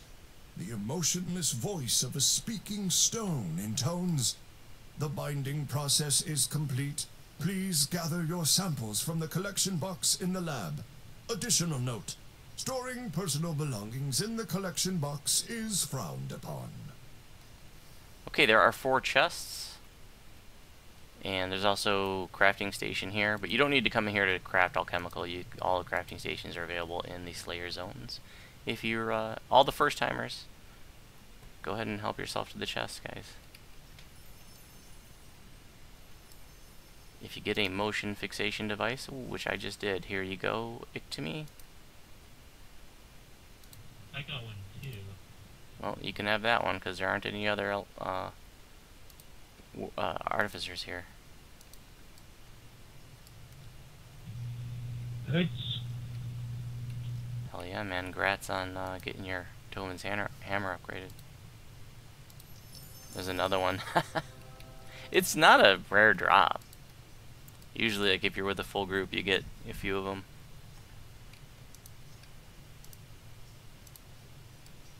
Yeah, it was just really hard to get a group to do it back in the day because it was, you know, such a strain on the healers and stuff.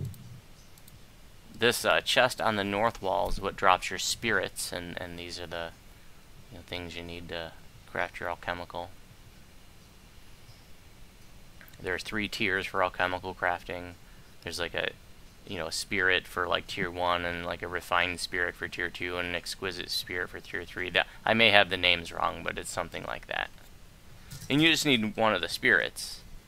But trying to get, the one you want for every tier, that's, you gotta keep running this. And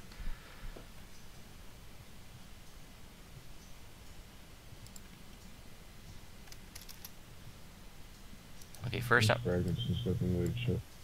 where do you upgrade to I don't even know. Where do you upgrade that at, guys? Do you just click on the thing, or do you have to be somewhere to do it? It's one of the altar things, the origin station things, you know what I mean? I forget which one it is, but... I'll look it up right now, and I'm going to pass these binding kyber fragments first, though. Yeah, it's been a long time. Let's see, Lyranar, there's a stack for you.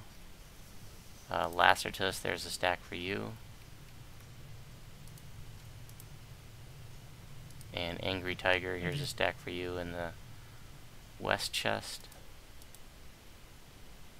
And then Ictumi, I'm gonna pass a couple little stacks to you in the south chest. Yeah, you're welcome. And I'm gonna put the Spirit of Earth up for a roll.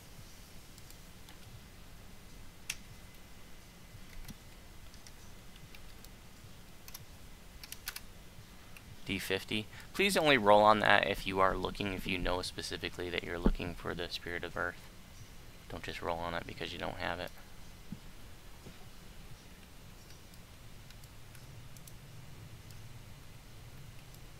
But if nobody rolls on it, then we'll let anybody roll on it. Let's see. Angry Tiger, I got another little stack for you on the side wall. And Lyranar. You guys too. I got a Spirit of Earth myself, so I'll stay out of the roll. Okay. Well, anybody can roll on that Spirit of Earth now then, since nobody is rolling on it. Anybody at all can roll on it.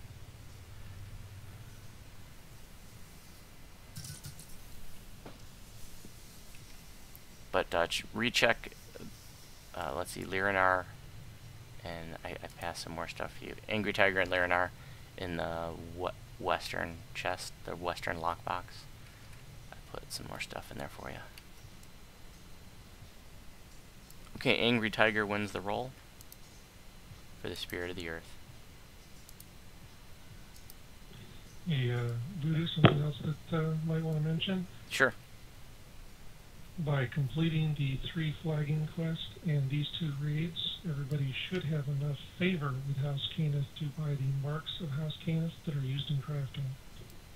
Really good point. So anybody that doesn't know that, the marks of House Caneth are used to open up that 3rd slot in Caneth crafting. So, and those are bound to account. So even if you're not a crafter now, I would recommend that you go to, you know, once you get out into House C, go to the vendor guy and, you know, buy a bunch of them. They're not expensive. Because if you're not using them now, you might use them in the future, and you'll be glad that you have them in your shared bank. And if you didn't know where, just in case you didn't know where the vendor is, he's up by the patron, which is, there's an elevator that you have to wait for and take it up. So you can see where he is on the map. There's an orange star, but if you didn't know, like, he's floating way up there. And so you got to wait for the elevator that appears below him and then ride that elevator up to him. Always good to buy a small stock of those before TRing the character that has the favor to get them.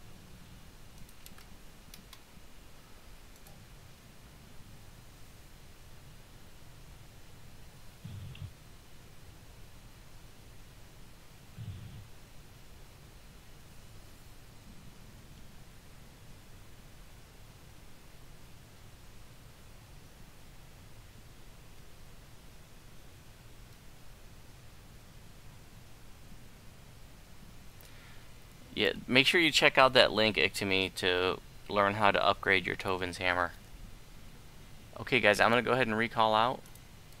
Congrats on your first completions. Don't forget to turn them in, and have a great night. Hey, you're very welcome. Thanks so much, everyone. Hey, cheers. Yep, have a good evening. Good night, everyone.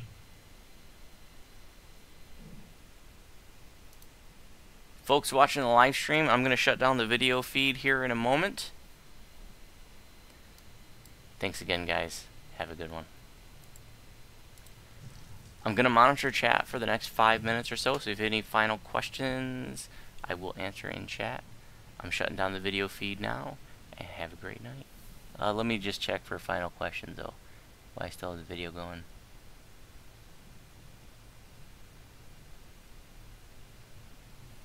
Robert asks, is the elemental optional timed, like killing them at the same time, or no?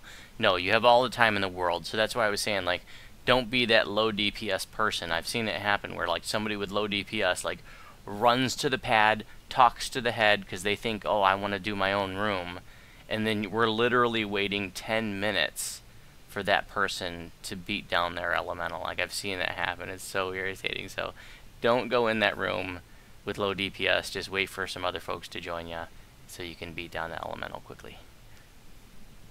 But once somebody goes into those rooms, it's locked. And nobody else is getting in there unless everybody in there dies. Then people can get in there.